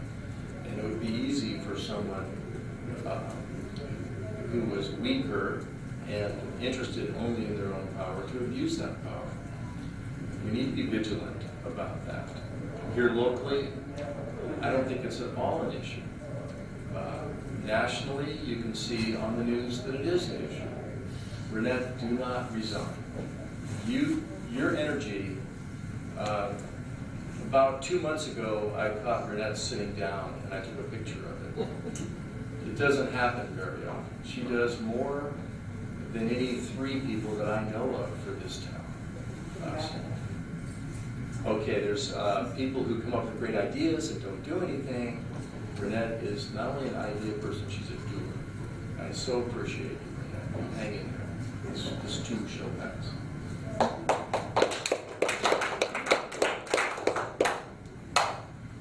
Hi, my name's Scott Ingram. I'm the owner of some property over in Grass Valley. I really enjoy coming to Nevada City. I appreciate this forum that's been created here. NCTV has been able to help produce this and show this town off. I'm really disappointed that perhaps this might be some kind of negative thing for tourists here. I heard that earlier. I hope that isn't the case. We're a very blessed community here by having a tight-knit community. I too agree with the police here have been just some of the nicest people I know personally, as well as in the uniform. This whole conversation, I think, is more about the uniform, and maybe takes out some of the personal touch. One time I had an opportunity to get to know some policemen at a personal level. I worked for the Inland Empire Police Canyon Association, making art. I'm an artist for them. And I got to see, maybe when the uniform's taken down. And I realized that these comments can hit really home, especially when Brothers in Arms have been slain on our nation's streets. And I'm just old enough barely to remember the Watts riots and some of the situations it gets out of hand where neither the government nor the people have any control over what's going on. So I really pray that this doesn't take place, that things like this don't escalate. We've seen some really sad things here. I did see these things going on the internet. For some reason, I have enough time to sit there glued to the new TV. Okay, so I'll wrap this up shortly. I just, after looking at some of that sort of thing, I heard Renette, and I think she's done a lot for this community. I tend to believe that she will continue to do a lot for this community, and I just hope that people can continue to talk these things out. Thank you. Hi there, my name is Maggie McKaig, and I've lived in this community a couple times, this last time for about almost 30 years.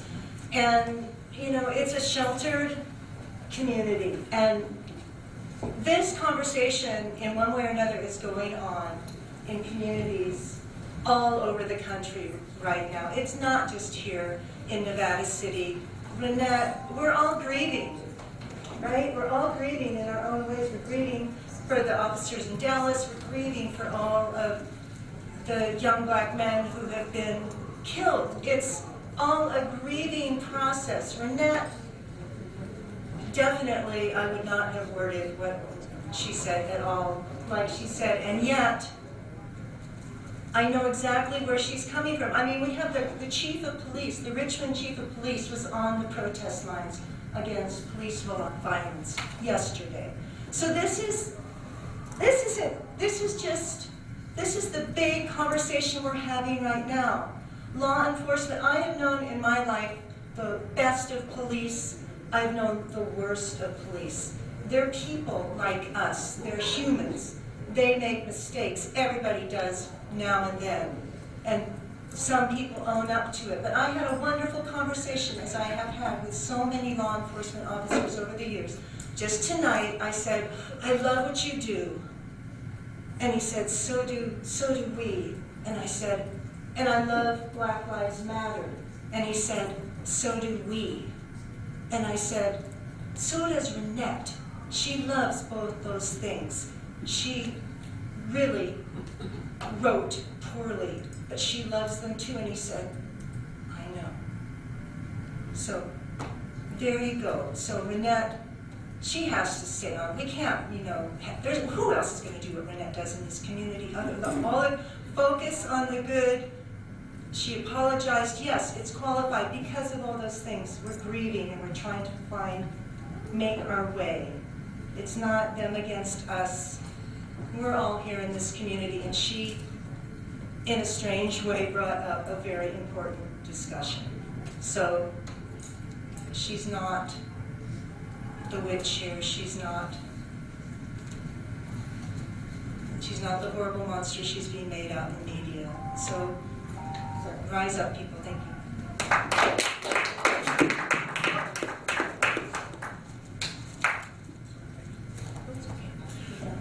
My name's Bob O'Brien, and I'm a retired state employee living down in Rough and Ready, just down the road from a retired sheriff. And I'm here to stand in support of Renette. I've known her for a few years, know her as a friend. She's done a lot of wonderful things for Nevada City, my favorite being the farmers market. And she hopes to do more. So she needs to stay on the board so she can do more. She could have phrased what she said a little differently, and I'm sure she feels the same way now. But I knew what she was saying. And I think that was important. And I can also say I've had good relationships with the police down through the years, although I did get thrown into jail for soliciting encyclopedias without a permit a few times as a college graduate. But we also know that there are some bad apples in the police forces across the country. And they need to be removed and prosecuted if appropriate. But I stand also in support of our local police. They're all great. Thank you. My name is Kathy Montiero. I'm a resident of Nevada County. When I read the post that was sent to me by you, I was appalled and just couldn't believe it. I think that everybody that is involved in this situation has got to have compassion for you. Who wants to be in your seat right now? And I think that we can all forgive you. Why not? You spoke your mind, you have the right to do that. However, the question here is, should you represent the city of Nevada? And with those kinds of views, they aren't words, they have meaning. And that meaning is very radical, that meaning is very divisive, that meaning is very hurtful. And because of that, I know that you've done wonderful things. I've heard about it. I don't know you from Adam. But the great things that you've done, kudos to you. But those words and how you feel about what you said means to me that you do need to resign from your position. If at a later date you have explained yourself a little better, if people feel that your positives outweigh your radical views, I can't say anything other than radical views because to me that's what it is. And then they want to elect you and they want you to represent them and say whatever it is that you want to say, then the community supports you. But at this point, I don't think the community supports you. I don't think that those words are things that someone representing Nevada City or Nevada County or even the state should have said. So I do have compassion for you, and I do want everyone to, and I want them to forgive you, but I also want you to resign.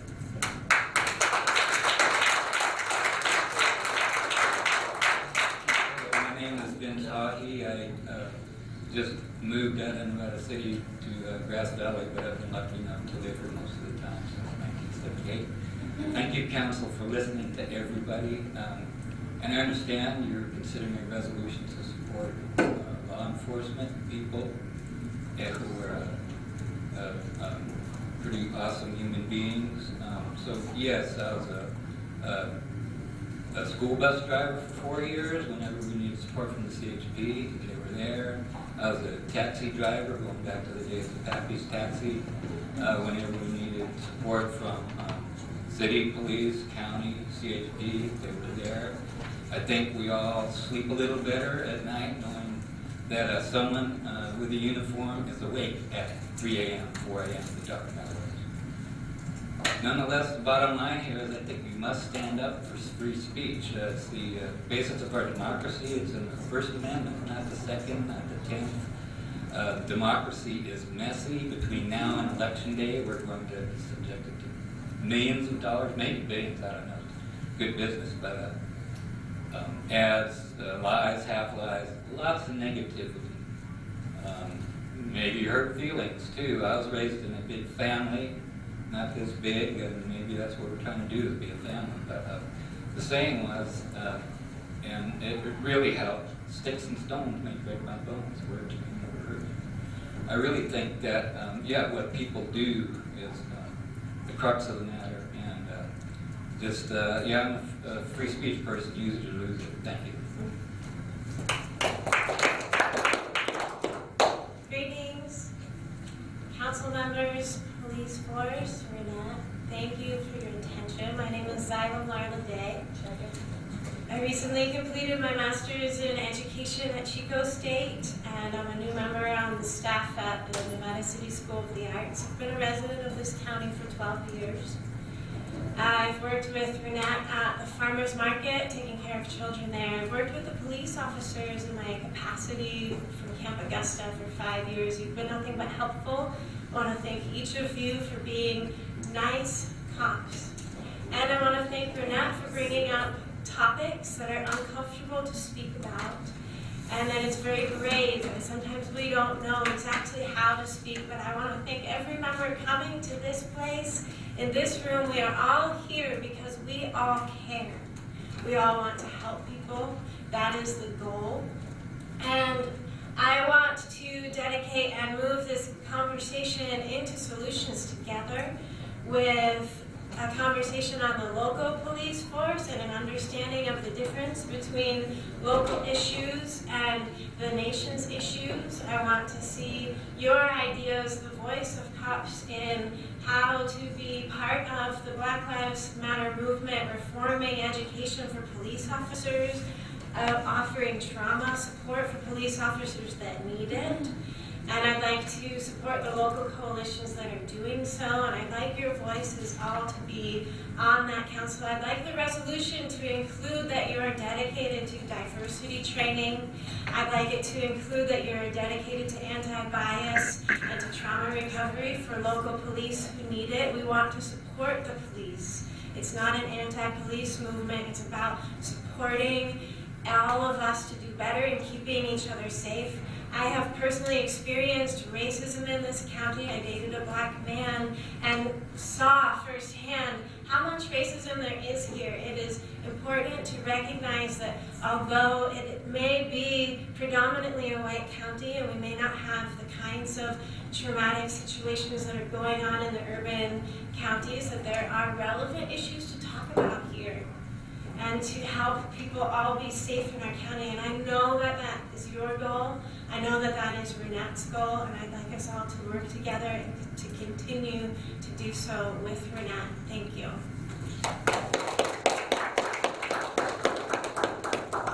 Hello, my name is Jan Sarcone, and I live on Commercial Street, where Renette is this bright light.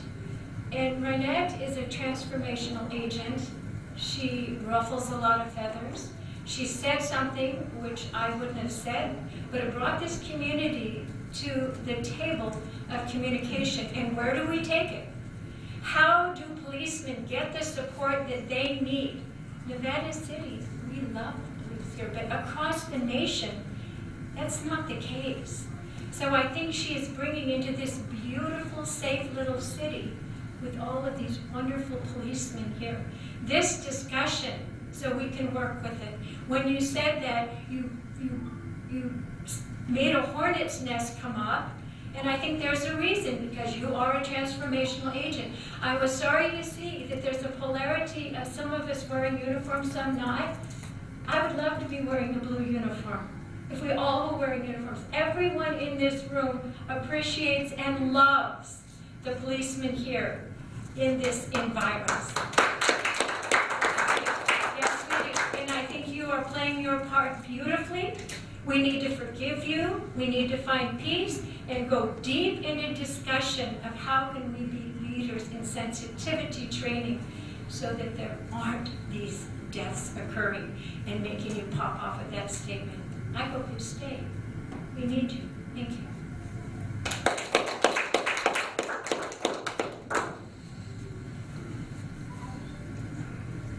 Hi, Stuart Ships, 450 Broad Street.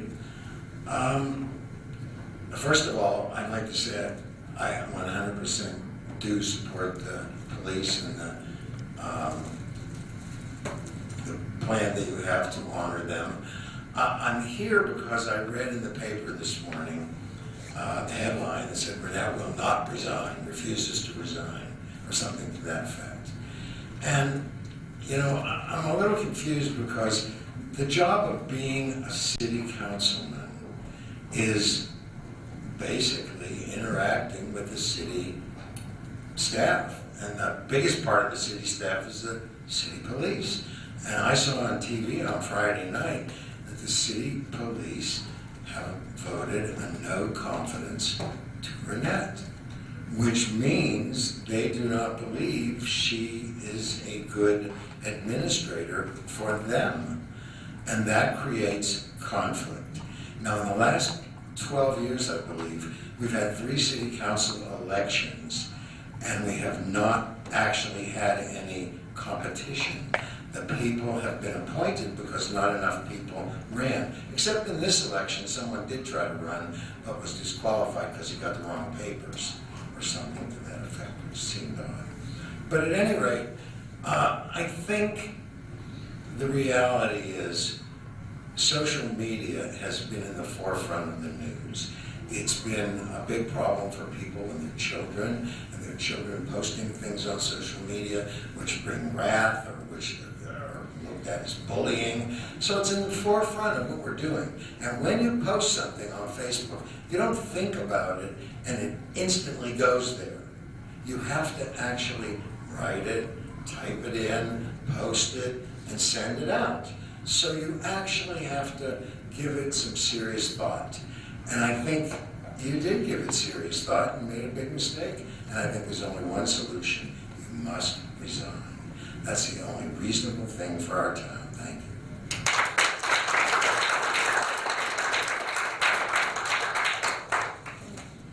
I wasn't going to speak, but after that, I think my name is Melanie Sullivan. I'm a resident here in Nevada City, and I also am a business owner here in Nevada City. I'd just like to remind everybody what a very special and precious jewel we have here in Nevada County. We have relatively low violence. We love our neighbors. Our policemen are gallant and gentle men and very polite. Renette, I commend you for all your wonderful actions for Nevada City over many, many years of service. You're a mover and a shaker. The essence of free speech is our basic democratic right in this country. Unfortunately, when you become an elected official, of course, you put a target on your back sometimes. I don't think your motive was malicious, or I don't think you had malice intent. And I hope you don't resign. And please urge you to keep going. Please keep going. Thank you. My name is Carrie Steenmeyer. I'm a resident of Nevada City, Cascade Shores, Red Dog area. I've been following the meeting on social media all evening because a link was there, because the Washington Post has it, because the Dallas News has it.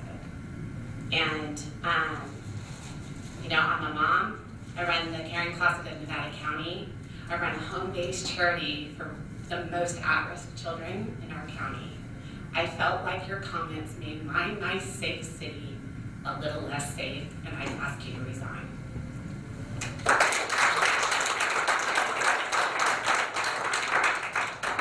I'm Mayor Phillips, City Council. My name is Michael Welke, and I'm a resident of Grass Valley and a tax-paying property owner of 2 properties right here in Nevada City. And I'm calling for the immediate resignation of Ms. Senna from the council. Her despicable beliefs, which legitimize violence against the police, are just completely unacceptable. And I think she's unfit to represent Nevada City and unfit to represent me.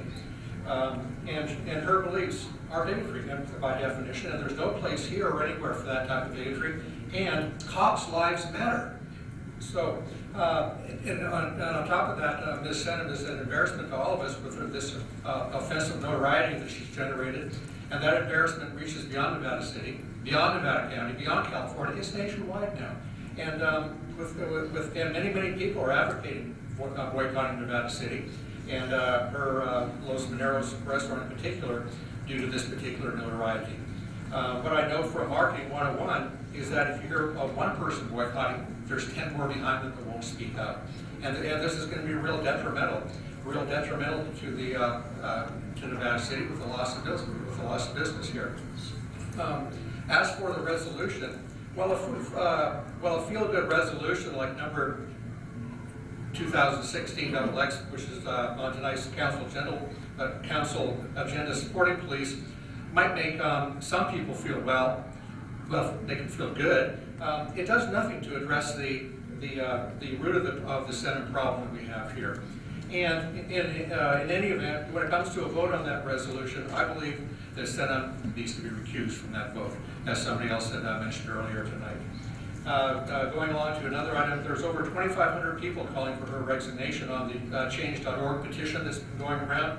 And by my count, dozens and dozens of those people are residents of Nevada City. The council needs to listen to these people. As far as the apology for Ms. Senna, although it was presented, I believe it was a duplicitous apology for her inexcusable actions. I doubt the sincerity of that apology, and I think it was only given so she can save herself her seat on the council. And with that in mind, if she doesn't resign immediately, the council needs to do the right thing and publicly demand her resignation, promptly censor her, and then immediately impeach her if she continues to defy the will of the people. And I agree with the recommendation for Nevada City Police Officer Kim Ewing with that this needs to be put on the agenda for the next City Council meeting to deal with this ongoing problem. And that's all I have to say. Thank you.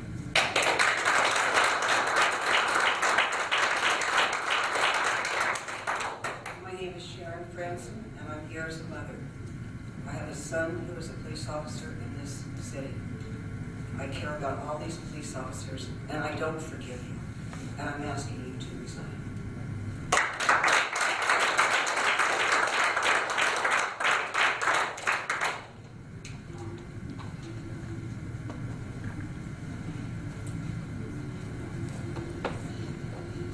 might be the last speaker. Thank you, Council. My name is Chuck Smick. I've lived in the county about 21 years. I transferred from Southern California and worked about 10 years before I retired. I was the state park ranger at South Eagle River State Park. It's a lot of fun to work there, and it's an enjoyable place to live here in Nevada County. My children went through the schools, elementary schools, the middle schools, the high school. It's a great place, and you guys are great. And every council member is great.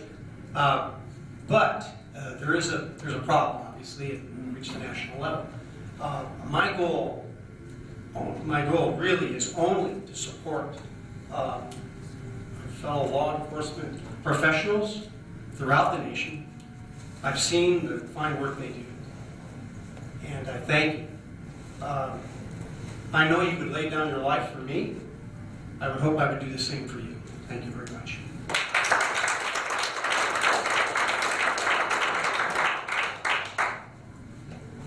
So I just have a brief thing to say about how media works these days. I mean, in my college, a guy, he was boycotting the Humanities 110 class for 3 days, and he got national media coverage. So, I mean, yes, this is getting national coverage, but what does that mean? How many national media outlets are there? I mean, this is a hot topic, and I think we need to calm ourselves and realize that this is, in essence, a very small event and has been grossly exaggerated. Thank you.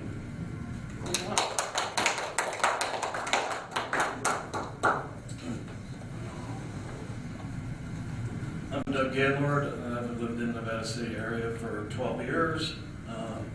I've known Renette most of those years, I think. And I guess my hope is that, you know, the good people, when they go to heaven, that this is what they get to go through, based on a scooper headline that's a grossly exaggerated version of what you actually said. I think maybe the worst moment in your life.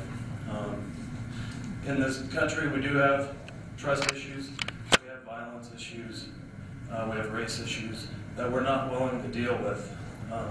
And I believe things are going to get a lot worse before they get better, unless we can start coming together and actually hearing what each other are saying.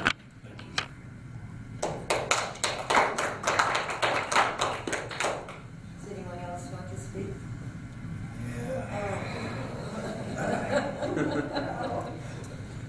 Yeah, I really didn't want to say anything up here, you know, because I'm just kind of blown away by the whole thing. My name's Alan Abbott. I live in Grass Valley. I used to live here in Nevada City at the apartment across the street from the boardwalk at the balcony over.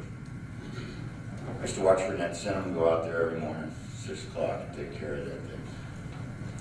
I watch Renette out there dealing with the people that hang out there, the undesirables that they tried to get rid of the boardwalk over. And I've gotten to know Renette a little bit, you know, and I gotta say, man, I've never seen anybody anywhere do so much for their community. I mean, I've worked with activists and community-minded people. I'm a filmmaker, I do documentary type stuff, and I've worked with a lot of people who are trying to make a difference in the world, a positive difference. I've never seen anything like this one. Never seen anything like it. Dedication that she has to this community has literally blown me away. I've just never seen anything like it. Yep, I believe she spoke out of turn. I believe she said something in the heat of the moment with passion. Because that's who that woman is. She's got passion. She's got passion for this community. And I'm blown away by the reaction of this community attacking that woman after everything she's done. It's like, wow. Unbelievable. Unbelievable. Never seen anybody there for a community like that. And to see this community attack her like this over an opinion in the heat of the moment, when she threw out a blanket statement, Lord knows she could have used better words, crying out loud. But how does that take away from the years of dedication she's done? I honestly don't know. I honestly don't know. And I'm beside myself. And just for the record, I know blue lives matter. I've got blue lives in my family. I know they matter, and I know without you guys, man, I'd hate to see what this community, or any community, society itself looks like. It's chaos and mayhem. Love what you do. There's bad apples in every bunch. That woman right there, I know for a fact. She's got a heart of gold. This community's gonna be missing something. They're gonna lose something. They lose that woman off of this table. And that's all I gotta say.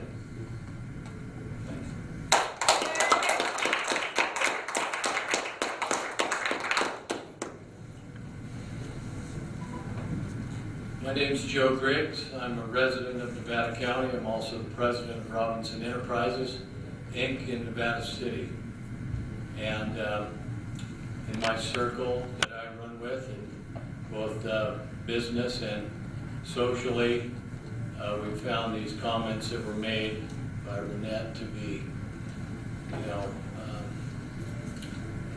less than desirable. And I believe that when you have, we all make mistakes. We all have said things in the heat of the moment.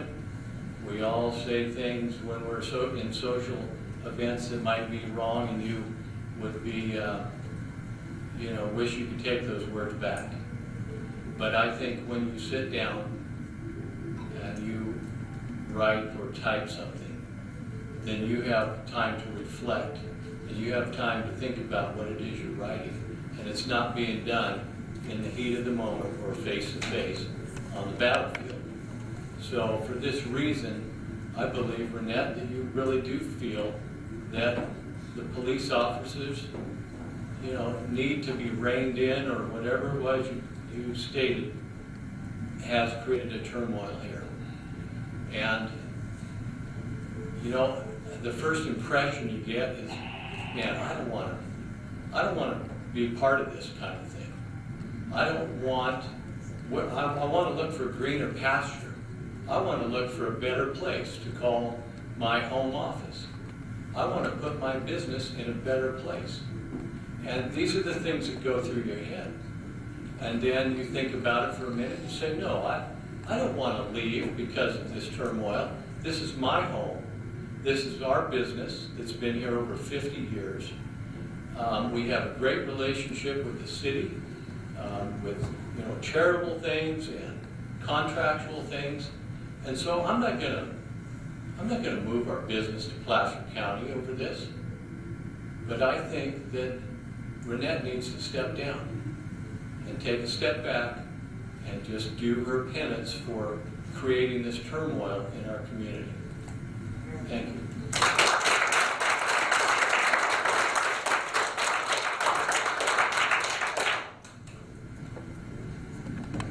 Okay, I'm going to close public discussion. Yay. We'll take a 5-minute bathroom break, and then we'll come back.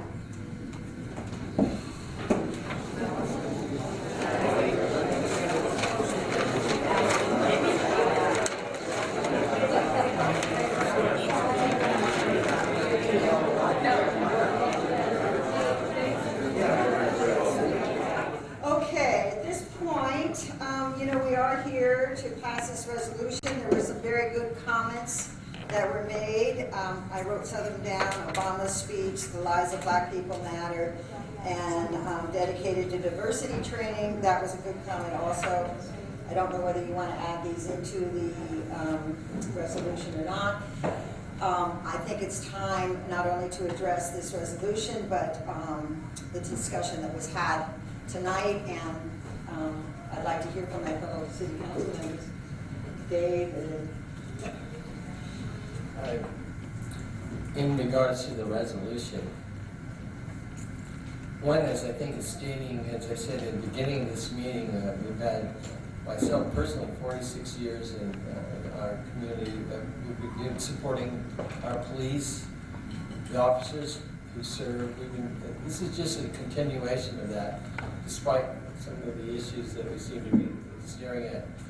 It would also be my goal that to accept this resolution would be the beginning, not an end, but a beginning to a dialogue of issues that I've confessed I thought perhaps our community didn't have, and I now realize with this conversation that we had tonight that they do exist. And I think it's imperative for leadership from the council that we have those conversations, and not only conversations, but solutions to the issues that come up in the conversations. I also hope, I really wish that the steps that we take tonight, this council and all of us in here, are the first steps to healing in Nevada City. And knowing fellow Nevada Cityans, I'm sure we'll have a robust conversation about this. But I think the outcomes can be not only beneficial to Nevada City, but maybe set an example nationwide of how issues can be handled.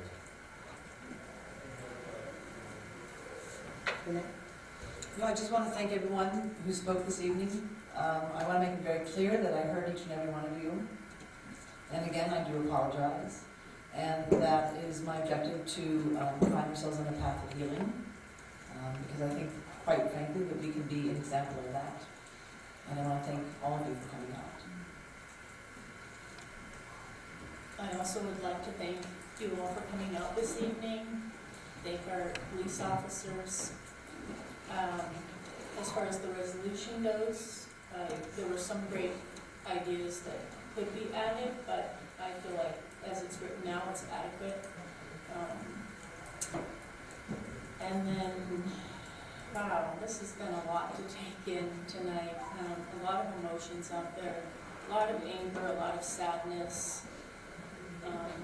It is regretful that Renette's words have divided our community. We're fortunate to live in or maybe unfortunate to live in a very politically diverse state and county. And we can only hope that our community is strong enough to come together, work through this, and move forward in a positive light. I'm not sure what that is yet. I'm sure I'll learn. Thank you.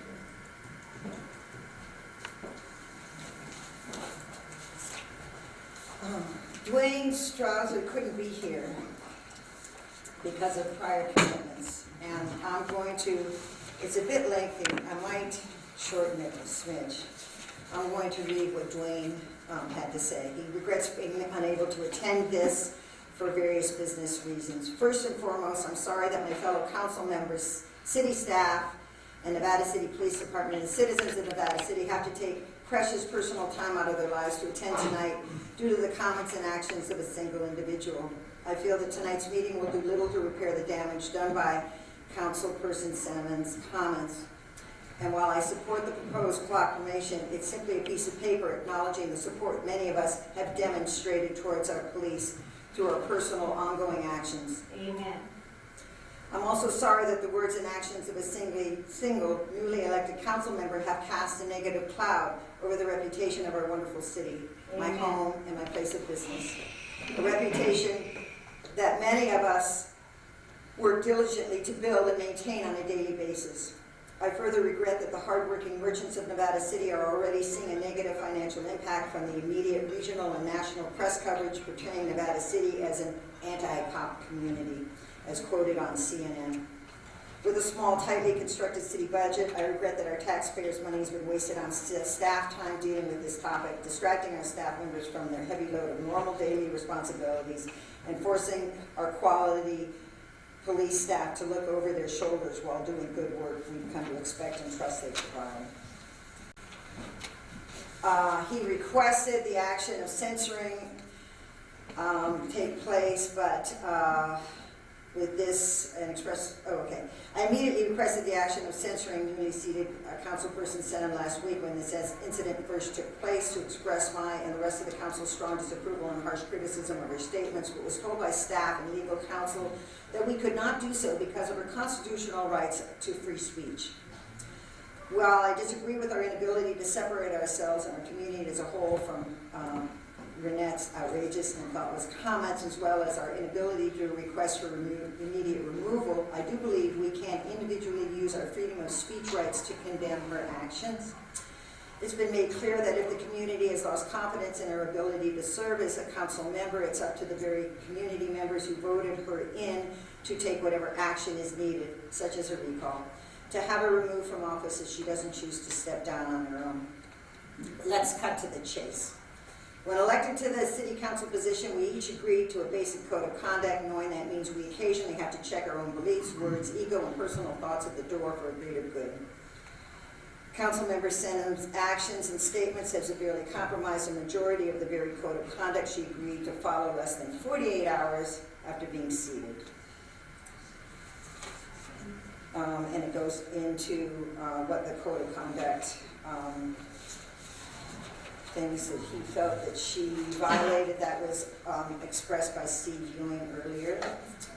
While I believe in protecting our free speech rights, when taking advantage of that right, we also need to be accountable and take responsibility for our actions. In this case, Member Senham's words, as he has in quotes. When elected to a public position, we by default become the representatives of the community, which means that we have to do and say only what is fairly and safely represents our community as a whole, not what our personal beliefs are.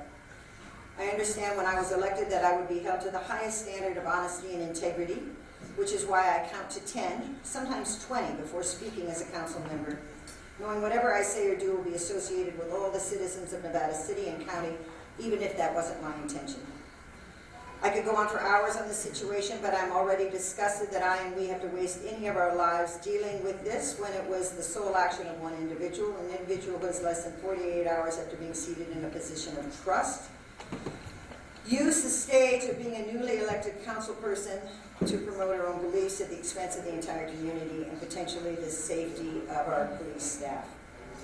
It's the sole responsibility of Renette Senham to rectify the situation by not only apologizing for her words and actions in a sincere manner, but by doing whatever is needed to regain the trust of the entire police department, her fellow council members, the staff of City Hall, and the residents of Nevada City who trusted her to represent them in a positive, fair, and honest manner. I have spent years building true relationships with our police members as well as the employees of all departments, promoting the partnership with Grass Valley Police Department and understanding that our small city relies on the assistance of the NCSO to protect our citizens 24/7, and I am not willing to watch that work being thrown out the window due to the comments of one individual who doesn't represent the beliefs of the majority of our community. If Councilmember Senham cannot regain 100% faith, first and foremost, from our Nevada City Police Department with her actions tonight and over the immediate next few days, then I find it improbable for her to remain on the Nevada City Council as a productive member with a positive versus divisive presence moving into the immediate and long-term future. Regards, Dwayne Strauser.